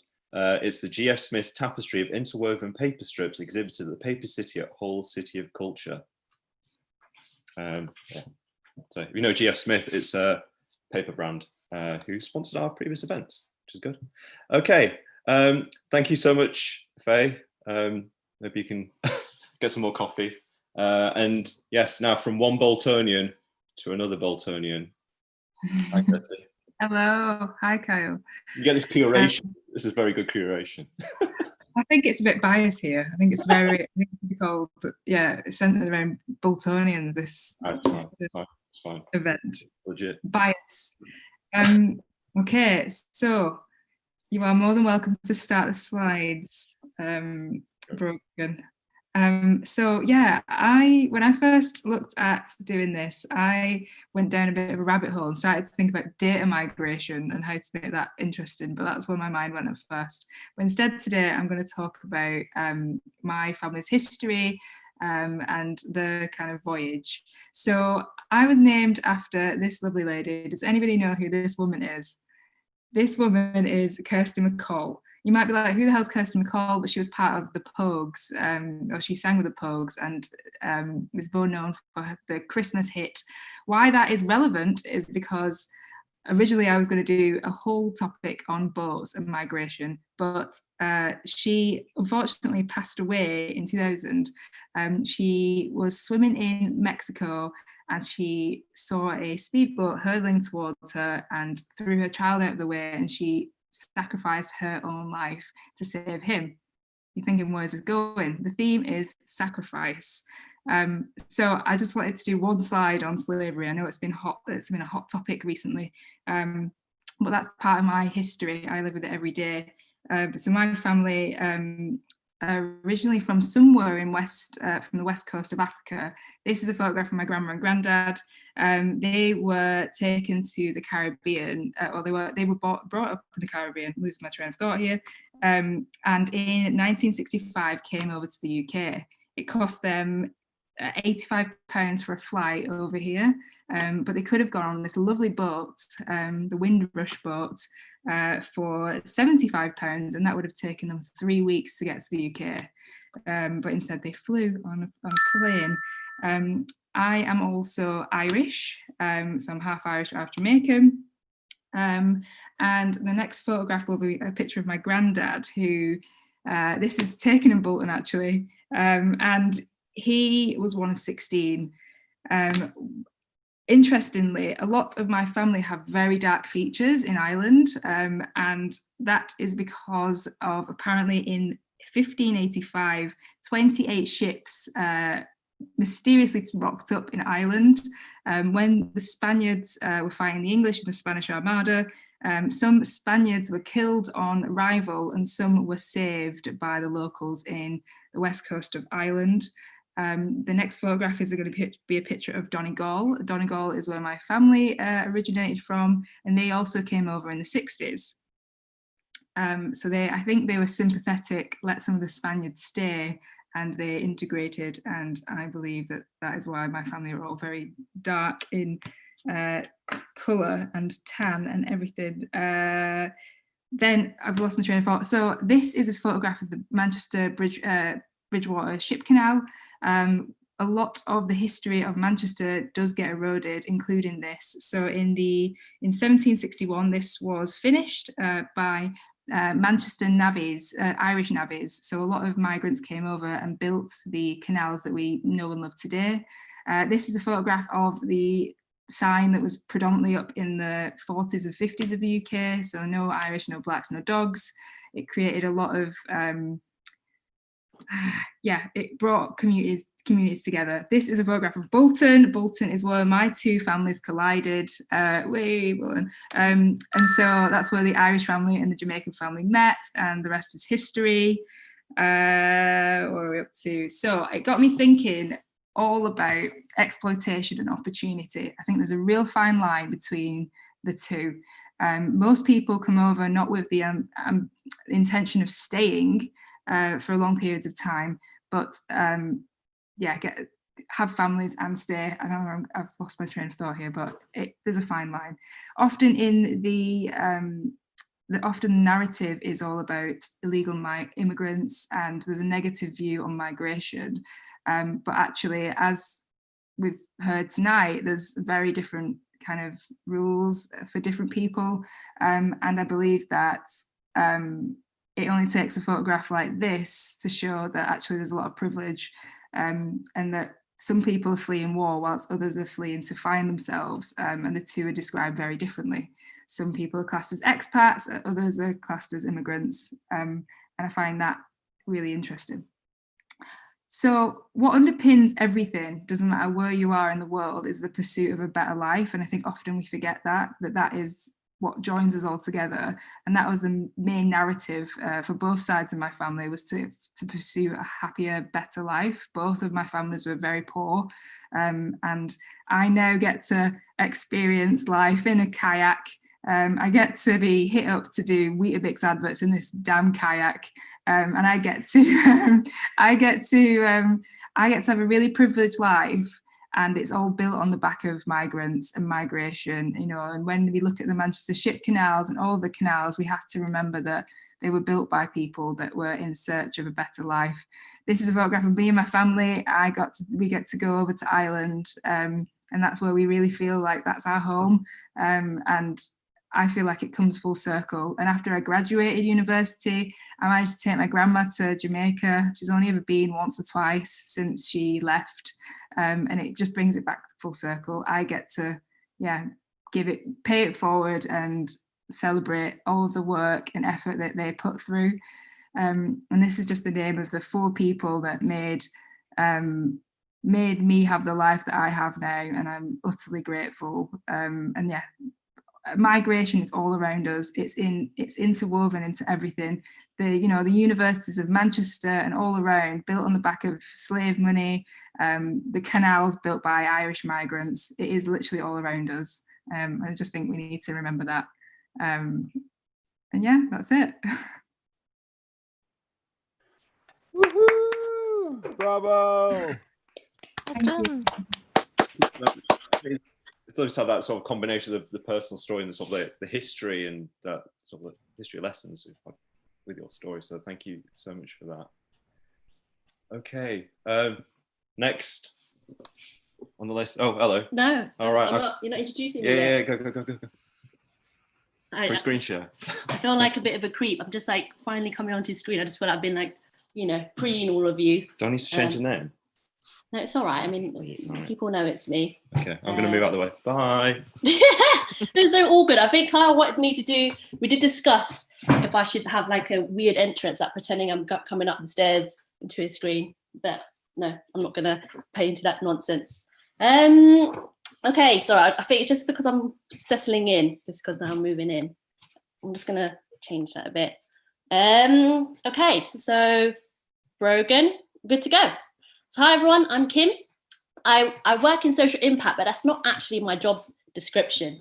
But I thought it summarizes basically what I do. So basically what I do is help organizations and people do good and help marginalized people have a voice, which is a bit odd given that I should probably practice what I preach, since for the longest time I didn't feel like I had a voice at all.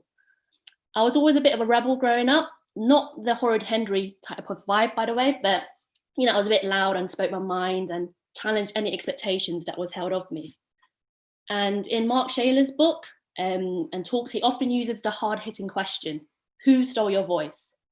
Mainly speaking about the fear of public speaking, but I think this rings true, how people unintentionally make themselves small and, I suppose complicit with the status quo and not afraid to speak their mind because of certain negative experiences. I think it's important to reflect on these lived experiences, and as it helps you build empathy and see life in a different lens.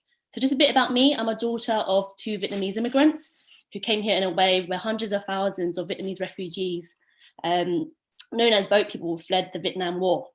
I felt a bit of resentment towards the Eastern values that was placed upon me. A culture that is old-fashioned, patriarchal. Women are seen as like housewives. You should never speak back to your elders. And if you're not bright, then you're seen as a failure to the family.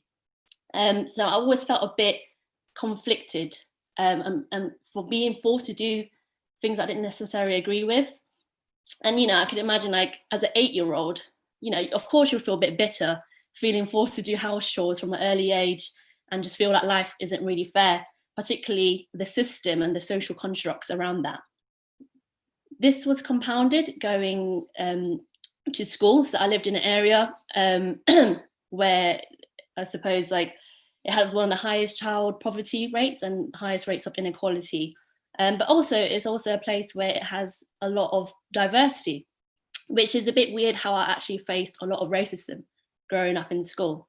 So common racist comments I had was like being called chinky, asking if I ate dog for breakfast, or just, doing kung fu noises and sounds at me. But one of my favorite racial slurs is when people call me slit eyes, because rather ironically, I actually have large eyes. So you could just know that these, kids are just basically using that to make you feel like the other. So this is me, age 11. Believe it or not, this is probably at the peak of my sassiness. And I just felt like at that age, I had a really strong sense of injustice and unfairness, because I always spoke back, challenged people, and actually got into several fights, be it a teacher, parent, or a random kid in the park. But, over time it gets tiring, always fighting your ground. One good thing about growing up in your teenage years is that at one point, kids develop a lot of emotional intelligence and become more, considerate, and basically become less like assholes. So finally I thought, hey, I suppose I won't have as many, I won't have to navigate through this and face all these barriers. But I suppose how very wrong I was. There was a lot more obstacles to overcome. In one of my corporate jobs, I had a senior white man speak down to me because of the way I spoke. So, you know, because I'm from East London, the way I would say water would be water. But this man just kept feeling that he was, you know, kept correcting the way I enunciate. And bear in mind, I had no clue who the hell he was. Like, he wasn't even part of my team. But when I challenged him, he was just like, well, look, I'm just doing you a favor.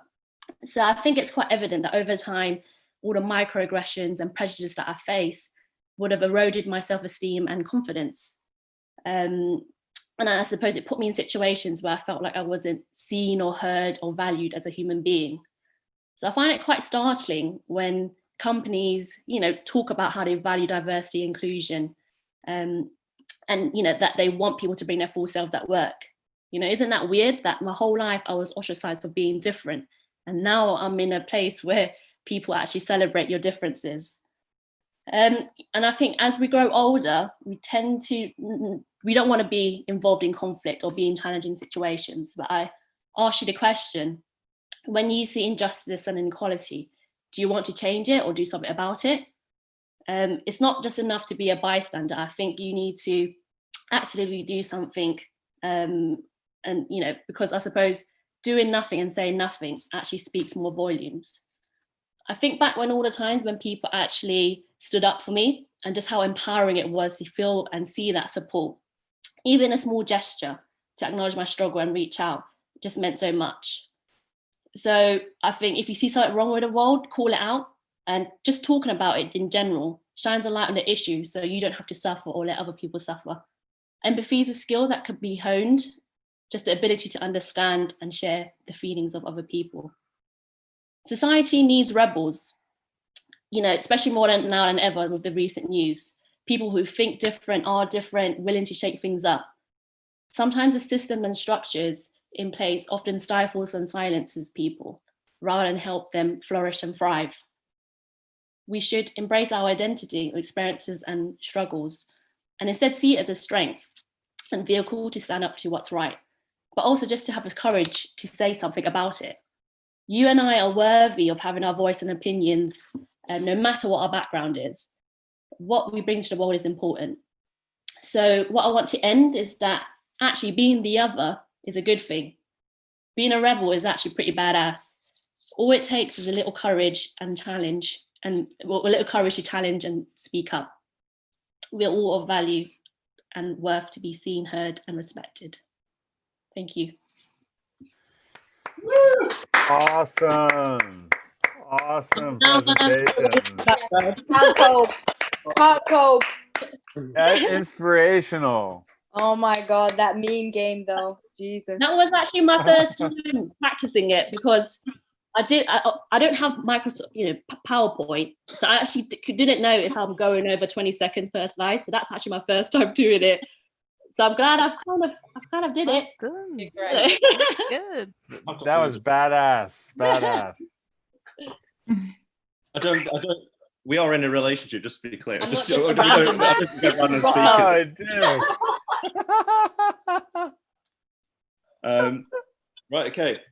Where are we? Back to it. Awesome. Hold on. Thank you. All right. Yeah. Cool. Okay. On to our next speaker. I think it's Steve. That's me. Hey, Steve. Steve, how's it going? Yeah, it's good, Kyle. It's good. Are you streaming off 4G? Are you doing Wi-Fi? I'm streaming off 4G. We've people will find out in the talk, but I'm not actually in a house yet with internet. All right. I'm not going to steal your thunder.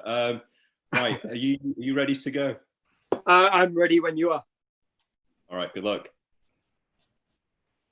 Great. So we're the Wickelbergers. So I was a product designer from London, and I guess you're meant to use as a title slide, don't you? Yeah, I was just about to say, bro, we need to go to the next slide because Steve has a. All right, good. So we're the Wickelbergers. Angela's on the right, She's my partner. We've got Caspian Caspian Ballas on the left. He's named after Angela's favorite rock climb. We've got Risu top right. He's our son named after a Japanese squirrel. That's Risu.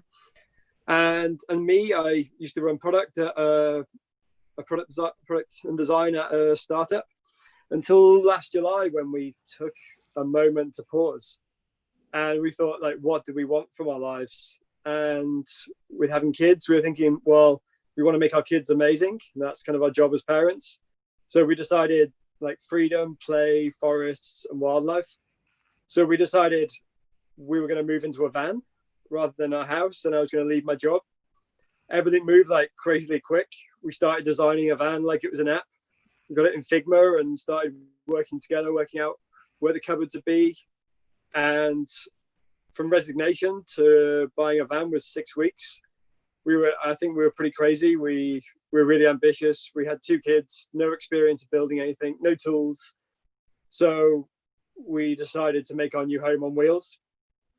So there was kind of a 6-week deadline after that, because our friend was getting married in Paris and we said we'd be there. So we thought we may as well set off in 6 weeks. So we left our house, we moved to Angela's parents, got a bit of help from her dad, and within 2 days of buying the van, we had the floor done. We were starting to learn about, like, how to build, how to use tools. I had to, like, have a little introduction on how to use a saw. First time I used it, I was so slow. We literally spent every hour possible, like, learning how to do carpentry, solar electrics, how to fit a toilet. So after the first bit, we moved onto to my parents, and we used their tools, and my dad helped us build some of the furniture. My mom and her partner look after the kids for a week, and then after 5 weeks we were ready to go. It went so quickly. It was a bit like this talk. It just kept on, like, rolling really fast. We were, like, literally working every moment we could. When we got to Paris, Angela had to cut the beds, the mattresses with a bread knife, because we didn't have time to cut them. After Paris, like, we went to the wedding. It was amazing. But one of our friends said we could stay at their castle, Mamora Equivocal, for as long as we wanted and use their tools. So we headed there. We had some dogs moonlighting with us, working once the kids were asleep. But we got to November, and, like, the kids had really learned how to use tools by that point. It started snowing, so we're like, God, we have to move from here. It's too cold. So we drove as fast as we could down to Spain in search of sun. So basically, this was just before we left. We didn't have water, we didn't have gas, we didn't have heating, but we did have beds, which was a big improvement. And we put our floor down, and we've made some nice little cactus stands and things that were not important. So, like, when we got to Spain, the van was still a bit of a building site, but one day it was a home, next minute it's a building site. We in car parks, Angela fitted the gas, which was, like, a crazy job to do when you've never done anything with gas before. We fitted a tank underneath the van, connected up an oven. So we basically got to the point where we had V1, which in app terms is like the MVP. We could make coffee. We were, on this day, we made cookies and we cooked pizza. We were on the road and we'd achieved it. So we had lots of fun. I think this was the point when our family was, like, having the most fun we could imagine. We were, like, in forests. We were going to skate parks, sleeping next to the beach. We did, like, some mammoth bike rides.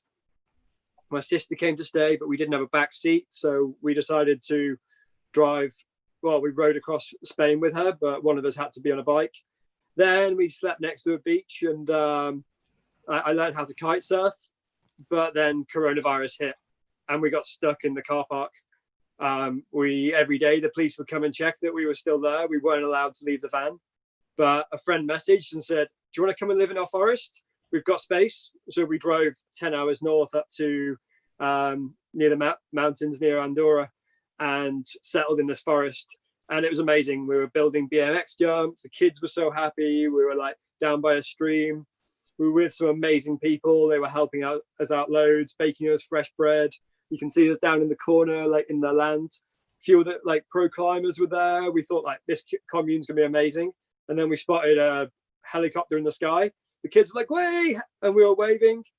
And then the next day, it all went pretty bad. The police turned up, said that they were running an illegal campsite and that we had to be out in 24 hours. Otherwise, they would press charges.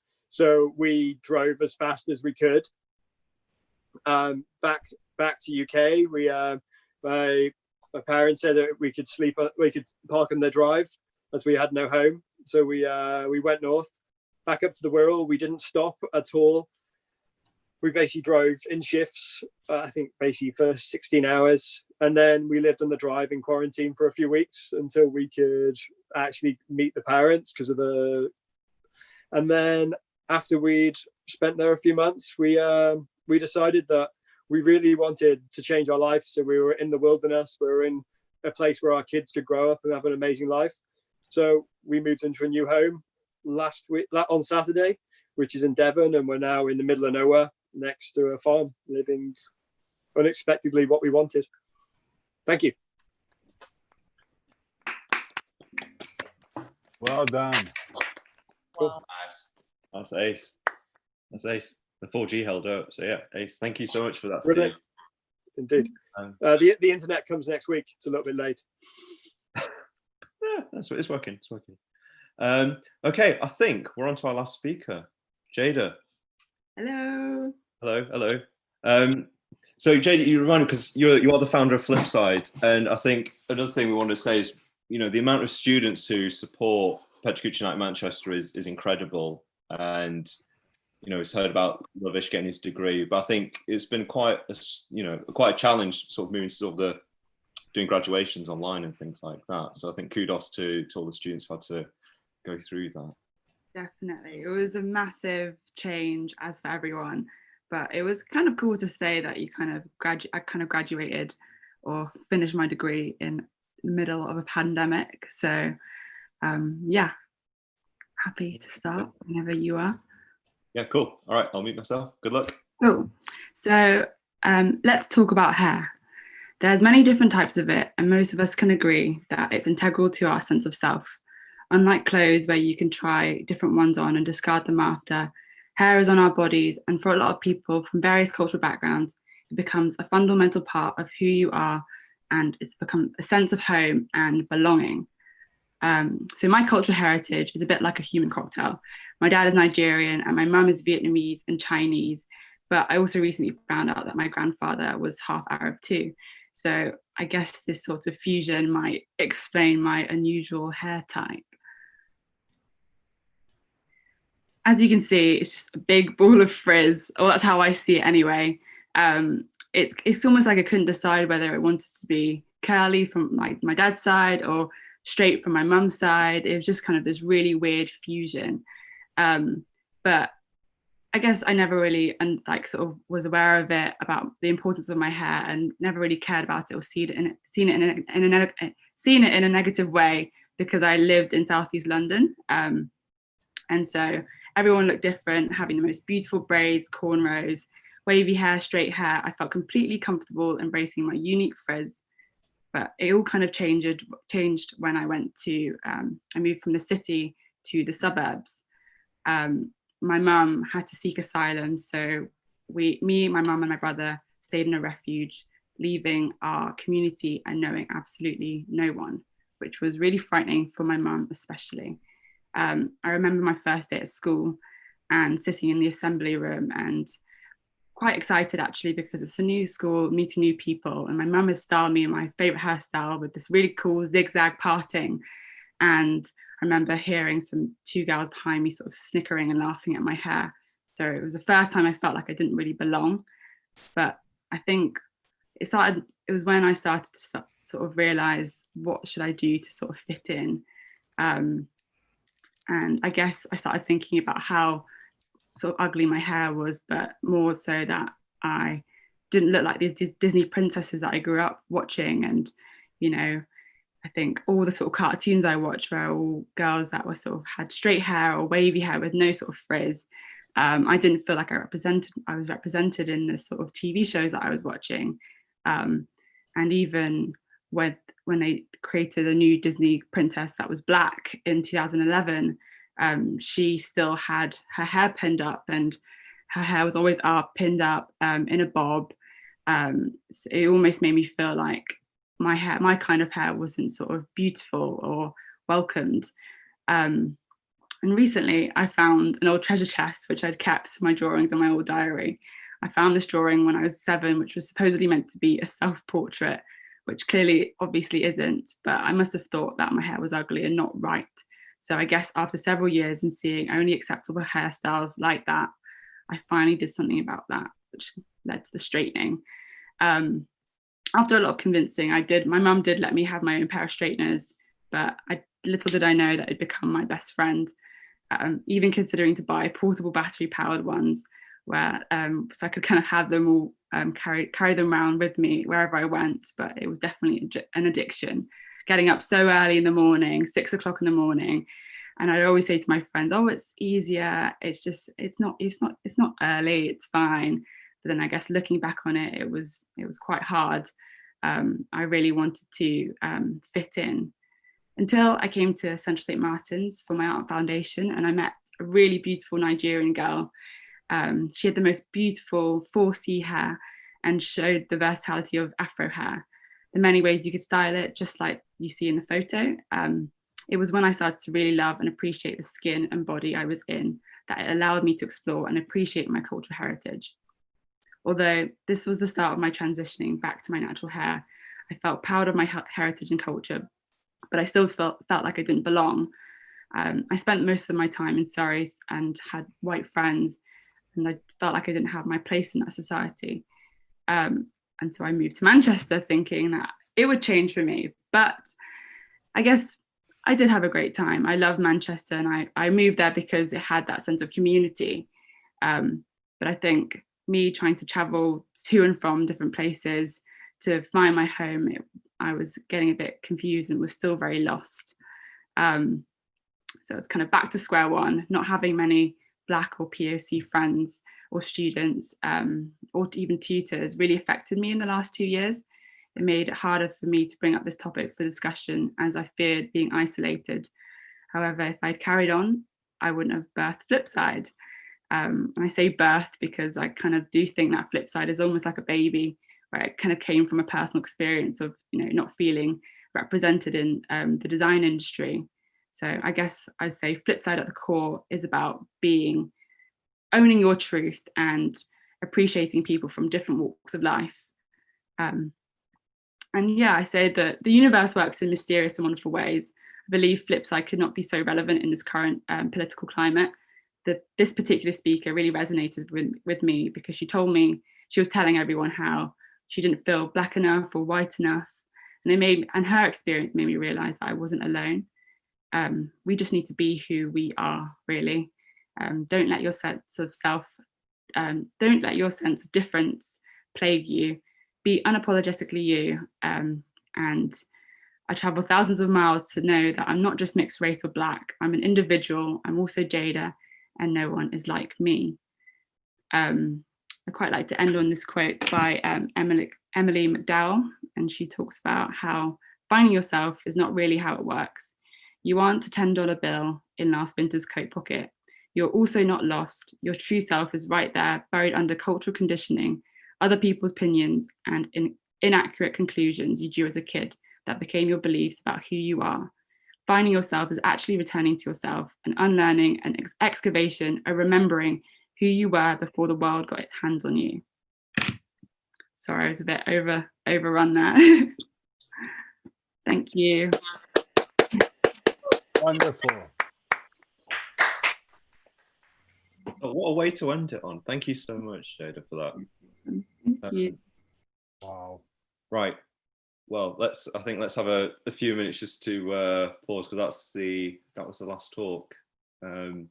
Yeah, thank you so much for everyone who's taken the time to tell such personal stories as well. In such a sort of short format. I know, definitely from chatting to Kim when she's been preparing hers, it's quite a challenge. And I think to condense, your life story into such a short time frame is a challenge. And for everyone else who's been contributing as well, it is a challenge to put together a talk like this. So, props to you. And I think, you can just scroll through the chat to see the amount of love you're getting from everyone. Okay, well, bang on 8:45. We can now go to the Q&A, I think. Whilst that's just been set up, usually I tell people what the next event is and when it's going to happen. I don't actually know the answer to that question. So keep an eye out on social media. If you sign up to our mailing list, you'll find out more information about when our next event is. Probably going to be sometime in the autumn. Probably will be on Zoom again. And if ever you are interested in speaking, you've been inspired by tonight, just get in touch with us through Twitter, Instagram is probably the easiest way, and you can find out from us about how you can speak. Right, Veronica and Rachel, are you ready? This is an experiment, by the way, I should say. Veronica, Rachel, you ready? Am I unmuted? Yeah. Yeah. Yeah. I'm ready. Yeah, Okay. we're ready. Okay, so if we throw up should be able to throw up the Q&A slide.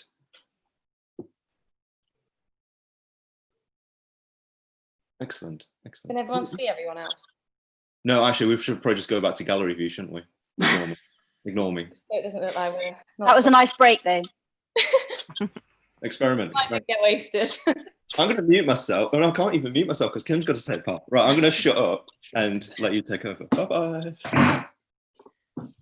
So we thought we'd start with something that is a bit more aimed for everyone, but we're going to try and, as much as possible, although we might not be able to answer every question, get around everyone so that there's questions that hopefully each of you can have a bit of a say on. But okay, so the first one that I think we'll go with is this question. So someone said, as an Asian person myself, I feel like my opportunities are limited due to the lack of diversity in creative communities. And as a recent graduate, what advice do you have for people like them? Anyone fire away? Is everyone unmuted that needs to talk? Yeah. So I don't know if anyone wants to take the reins. I think network hard. I think don't be afraid to network. I mean, just because you're a person of color doesn't stop you from networking. So I mean, just go for it and network with people you know, and then I think don't let that sort of your difference get in the way of, because everybody networks. It doesn't matter what color you are. You just got to network. You just got get over that barrier and just go out there. That's what I would recommend. Yeah, make noise. So I don't work in a creative field, but I think in terms of me being Asian as well as from a working class background, I completely sympathize in terms of it is really hard in terms of standing out, especially in this current climate. But I think I basically took advantage of quite a lot of opportunities out there. So, there's a lot of BAME targeted schemes, because I think generally industries are acknowledging that there's definitely not enough in terms of recruiting and retain talent as well as promoting them. So I think there are a lot of schemes out there. So I think all you need is a foot in the door. I think as soon as you get that foot in the door, I think it's so important, like Sally said, is to network. And I think especially getting like some sort of mentor or sponsor, because that would actually help you, I suppose, like progress your career. And I think generally, if you're part of like a collective, like some sort of like organization, like Fuse or Flipside, for example, I think it's that collective voice in terms of you putting yourself out there would make a difference. And I think it's all about building your own confidence. And as soon as you portray your confidence out there, people buy into your brand. Nice. Thanks. Anyone else want to answer that question before we go to another one? I might add that just, if you're passionate, just show that you're passionate and shout about your work as much as possible, because, well, unless you're going to show your work, then people might not be able to find it. So yeah, network, but also shout about it. Can I follow on from that, Danielle? I'd also say exactly what you've just said, but with adding that I think people should know what you stand for. And when they think of you and your name, they know exactly who you are and what you stand for. And that comes across really clearly. So you could say, like, summarize yourself in one sentence. I think that would really help as well. Yeah, that's super. Thanks, guys. Veronica, do you have a question? I was just looking through some of the open ones on the chat, and I wondered maybe if we could ask Faye if you have any tips for creatives securing a job abroad with a working visa. It's something that this person really wants to do, but they're worried about it being very difficult, as they might assume it's only temporary and rather hire a native, which would be fair enough. Hey, yeah, I was just having a read of that one actually. So good timing. Yeah, I mean, I only have experience moving to countries on the working holiday visa on a UK passport. So it would very much depend on where you want to go and what nationality you are. Visas are complicated beasts. So each situation would be quite different. But I mean, having said that, I would say just jump, don't overthink it. Everyone I've spoken to who's been in the same boat has always had much more success just being there.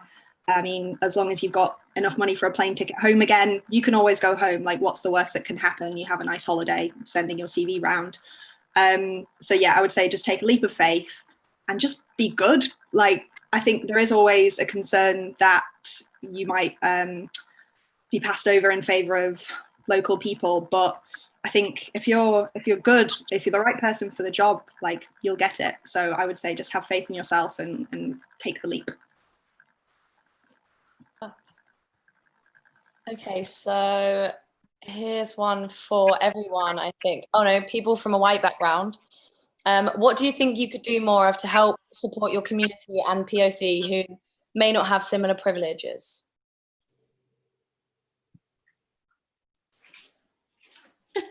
Wow, I've been thinking about that a lot, which is why it was so difficult to write this today. It put me in a really uncomfortable position because I felt, what is my struggle and what was my sacrifice compared to, and then, you know, you open to all of these, to all of this comparison, and it just feels, I felt really uncomfortable opening up about my struggles when I thought about that. But I think what I've been doing is being vocal as I've ever been on social media as much as possible, informing myself as much as possible as well, and getting my career has always been, you know, focused on the greater good as much as possible. And now I feel that I want to get more involved with projects that advocate for that as well. So professionally, I want to be doing that and opening space, and, you know, yeah, I think that's opening. One of the projects that I'm doing at the moment is going to be mentoring people and analyzing the effects about the technology community in the Northwest and how people of color are being involved in that or not. And I think that, you know, it's the sort of thing that we need to be looking at in detail to make sure that we're doing everything that we can. Yeah, not just assuming enough's already been done. Exactly. And just being comfortable with being uncomfortable all the time as well, I think, and being comfortable with saying, I'm sorry, I never thought about that in that perspective, or, you know, I need to be more informed about that in this regard. So it's just being comfortable and being uncomfortable, I think. Yeah, I think it's so important to admit that you might not know everything, because I think otherwise you get more likely to shut down and take a back seat when actually that's like the last thing we need to do. So just admitting that maybe you could learn more is quite important. I think that's something that's been going around massively that I've noticed more of in the last couple of weeks. I think that's a big deal. Yeah. Which should help. Can I chime in here just a second? Yeah, I have this global perspective of watching Pechakucha presentations and evenings from around the world, and I just want to commend Kyle for being an outspoken leader at the beginning of this presentation, and for advocating for feedback about making this event more diverse. And I really commend you for that, and congratulate the team for assembling such, I'm looking at this screen and I'm just seeing, you know, a wonderful portrait of humanity here. And it takes effort to make that happen. I know how much effort that actually takes. It takes a lot to get women and men and people from every corner of our society. So I think this picture that we have on our screen right now is a perfect example of that hard work. And I just want to congratulate the Manchester team for, you know, being a leader and an example of what other Pechakucha communities should do when they curate their presenter lineup. Thanks. Thank you, Brian. Can I add on to that, Brian, as well? Like, yeah, you guys have done such an amazing job. And I think on like the flip side of that, whenever any of us do any events or run anything ever in the future, it's like such a great example to hold up. Or, you know, if you do see a lineup where there isn't enough diversity, like call it out. And for that to happen constantly, whether it's in your team at work or whether it's in, yeah, kind of work events, or just if you see it, you can point to people who are doing it well and see how it can be done. Definitely. As I say, it's down to the people who give up their time and effort to tell the stories. I mean, the team does put a huge amount of work to help bring everyone together and do the nuts and bolts, but it would not be anything without everyone here giving up the time to tell their stories. So thank you for that.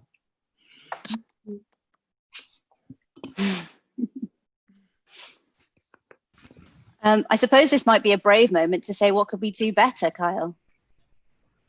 If any of the speakers feel like there's other things that we could do better, or maybe other events. It was a question in the chat as well.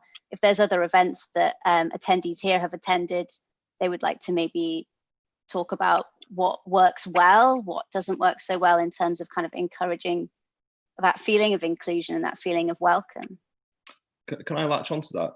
Just actually one thing, because it's something I've been thinking a lot about, is in terms of trying to improve the diversity of lineups, not just in terms of, you know, the colour of someone's skin or gender. You know, there's lots of different people with different backgrounds. Everyone is obviously unique, but I think reaching out to people from the LGBT plus communities, those with disability, that's still groups of people I've not seen on our stage, and I think that's an issue.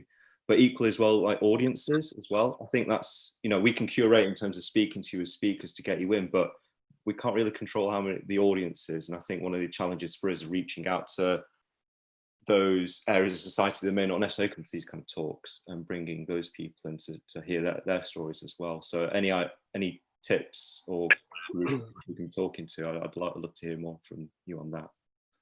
Yeah, I think if I put my hand up, if there's one observation I'd make is there's a lot of creatives who are talking, and it would be nice to hear from, like, well, to lack of a better term, the non-creative community, and just also everyday people, because I feel like there is a certain perspective from design. So that would be nice to get more of those backgrounds in as well. Right, that down. Thanks, Steve. Yeah, go for it. What if we got a perspective of the same topic, but from a young person? Because in some ways, you know, we've had a longer time on this earth, and maybe our thoughts and our processes are completely different. So if you asked an 8-year-old child what they thought of migration, that'd be really interesting too. You know, how we thought of migration in so many different ways. If we'd asked someone, you know, at different ages, I think that'd be really interesting too. Yeah, definitely. And maybe an elderly person as well, maybe kind of from that perspective. A reflection of, you know, their own personal journey, you know. But yeah, a real mix. I mean, if we were to do an age count, we're probably of a similar demographic age-wise. Maybe we need to, you know, broaden that out a little bit. Are you suggesting that we all do a 20-second interview with people and post them back on social media? Yeah. It sounds like that's what you're suggesting, Steve. I think it's a good idea. I suppose we could have just had everyone brought a grandparent along, or just, I don't know, just something like that. Thank you for that one. I've got that down. But I think, Faye, with your talk, I think you did a degree of that in terms of actually going out to different communities or different people. I did, but it was kind of through quite organic networks. So again, not a massive age skew on there. It was probably between, yeah, everyone was in their like 30s, 40s, I would say. So yeah, I will also do better next time. Hey, I think a couple of people were asking what human-centered design is. Yeah. So it's a really broad term. And it can apply to jobs like service design, UX design, experience designer, but it's more about kind of the process than any specific job title. You could kind of apply it to anything really. And the central premise is that you design for what humans and people want and need rather than what you think they want and need. So the process would involve some in-depth research, qualitative and quantitative. You draw insights from that and you design based on that rather than just designing something that you think is useful or cool. And then once you've kind of got a first version, you do a lot of testing. So it's all about kind of quite fast prototyping and iteration, and you'd constantly keep going back to people and making improvements, which will hopefully land you with a much better product or service or whatever it is you're making. Could also apply to visual design as well. Thank you. Hope that helps. I'm sure it has. And do you want to do, Veronica? There's just a very quick one for Danielle. Is that a City shirt framed on the wall in the background? Yes. I hope you're a City fan. If you're not, then I apologize. It's not mine, it's my partner's. I always get cut out for it. I'm not a City fan, but I'm not anything else either, really. I don't really do football, but that's just from our Q&A board. Somebody really wanted to know. Okay, I hope that that's okay with you. Maybe another quick one for Ben. No. Your favourite species of bird, Ben? Herons. I like herons. Nice. Quick answer. And you can see those in Manchester as well, can't you? I've seen Yes, some you of can. those on the River Irwell. Yes. Because yours was quite nature focused, it kind of got me thinking about how nature's become such a big thing in lockdown and how everyone's kind of expanding their horizons and going out a lot more in nature. And yeah, I guess my question is just, I wrote it down. Is it something that's really helped you with your mental health during lockdown, and has it helped lift your spirits and stuff like that, I guess? Have you been bird watching outside? I think, yeah, well, maybe not so much during lockdown because nothing's changed for me because I still sit at home and just works.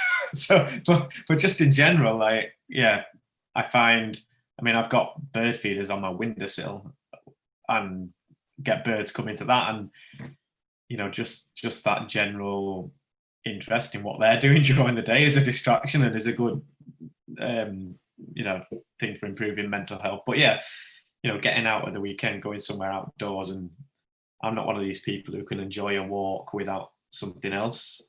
You know, I go for a walk to look at birds. But yeah, it's definitely something that relaxes me and takes my mind off other things. Yeah. Thanks. Ben, what's the most unusual bird you've seen in the Manchester area? Oh, in the Manchester area. Like, what should we be looking out for? When we see that bird and we're like, we've seen one of those in Manchester, that's pretty rare. So I don't know about now, but certainly in previous years, there's a bird called a black redstart, which apparently there's a few pairs that exist in Manchester. I don't know where they nest, but I think we're talking like 4 birds or something like that. And apparently the best time to see them is Sunday mornings when there's no traffic, so you can hear them and, you know, track them down the city. I don't know whether they are still in the city now, but certainly a few years ago, that was quite a rare one in Manchester, but I've never seen them. So one to look out for, everybody. Yeah.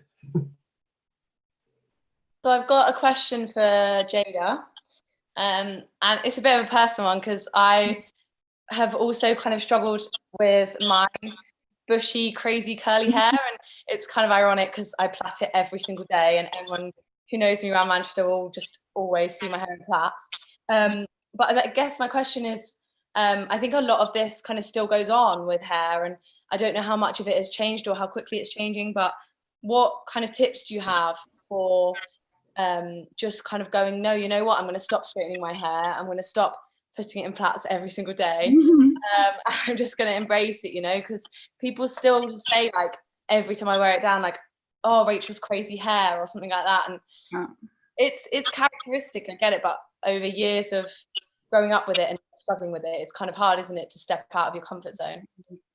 So are you saying that you still have your hair in plaits all the time, or have you do? So it's a tough one, because I feel like I almost had to go through that experience. Bit traumatic when I look back on it, but I think sometimes when you go through kind of hard experience and you struggle, you really learn from that. So I always think about how sometimes I'll tell my brother to do something, and I'm constantly telling him to do this one thing, and he doesn't listen to me. And then later on, he sort of figures out himself. And I think it's one of those things where the more you tell someone to do something, it's so hard for them to really do it. They have to just really want to do it for themselves. Yeah, I think I'm not sure if that's a good answer, but no, it does, and it covers everything that you're kind of struggling with, any insecurity, I guess. It was just one that I connected with, and it was just, it was a really good talk. Thank you. Full disclosure, your hair is amazing now. Oh, thank you. Yeah, it's weird. A lot of training for my curls to get back, just because I literally killed every single last curl of mine with straighteners. But so yeah, it's eventually come back, which is nice. But yeah, I think Rachel, you know, this is so like cool now, you know, and I know that it shouldn't just be a trend thing, but you know, I think when you think about, especially, I mean, forget about when you're younger. Now everyone just wants to be different, and you know, people, that'll make people notice you when you're like, you know, you've got your hair out and stuff. So I think it's just, yeah, celebrating that you're just different. And why would you want to look like everyone else anyway? I definitely learnt that now. So yeah, I think you look awesome with your hair out. Thanks. Veronica, have you got anything else? I think one that has already been answered live by Sally, but I think everyone else might have something that might be good to chip in, is what is everyone's favourite way of switching off from work? Which is obviously something we're having a bit more trouble doing now that we generally work in the places where we're meant to be switching off. If anyone wants to jump in on their favourite way of doing that, apart from Ben, obviously, is bird watching. Maybe there's something else Ben does. Maybe bird watching is working. I don't know. Bird watching and football, that's all. Reading. Yeah. Bit of an obvious one, but it's nice to sort of take yourself somewhere else for a bit.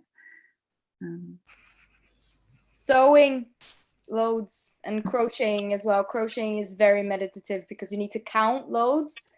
So like, you can't crochet if you're watching something. If you're making something really specific, you're counting, and then if you lose count, it's horrible. I'm horrible at counting. I found out at 29. Horrible counting. Cooking, it can be quite therapeutic. Yeah. Food as well, so that's nice. I say baking, but I think I stress out the entire time until it's out of the oven and it looks okay. Or I've just decided it tastes fine. So I don't really know if that's even relaxing.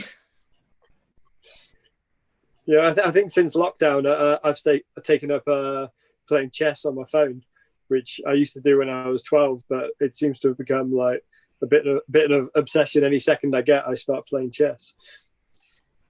Are you playing that against yourself, Steve, or against an opponent?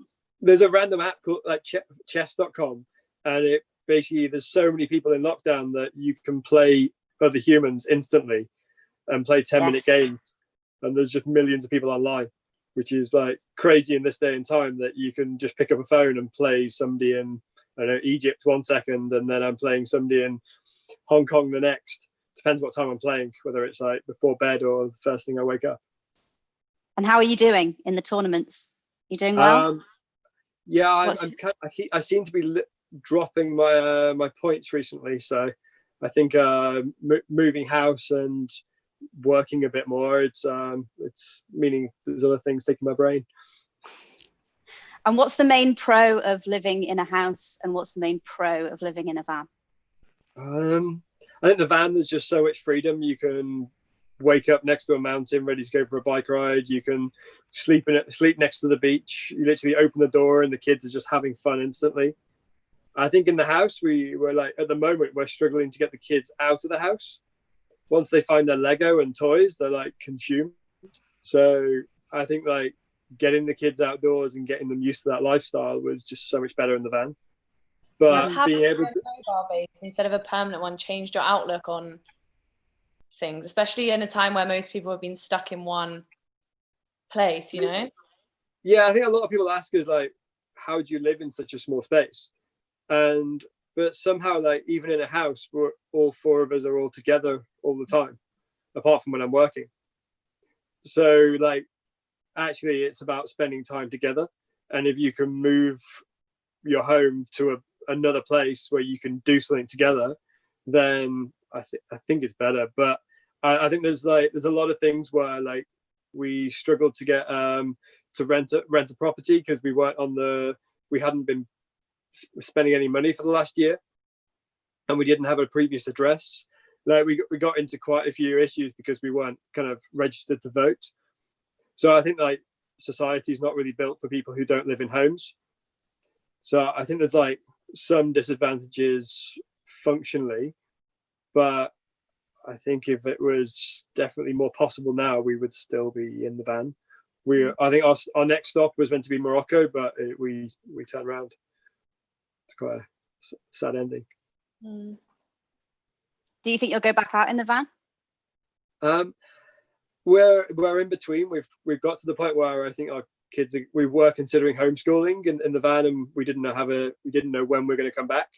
But now we're actually living somewhere. We're considering putting the kids in school. So I think once they go to school, we might be settling down here, and I think it's like we set this idea of a certain type of life. Well, maybe we can live that in a house here, with the idea that I can work remotely. And I think the fact that like now we can work remotely, like ever increasing with technology, like we can live like very different lives very easy. So possibly not. Can it be like a holiday van and take it to campsites and stuff?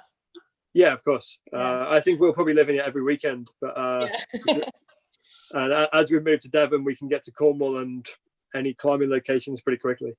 That's so cool. That's so cool. Well, I think, should we wrap it up there, or have you got any more burning questions?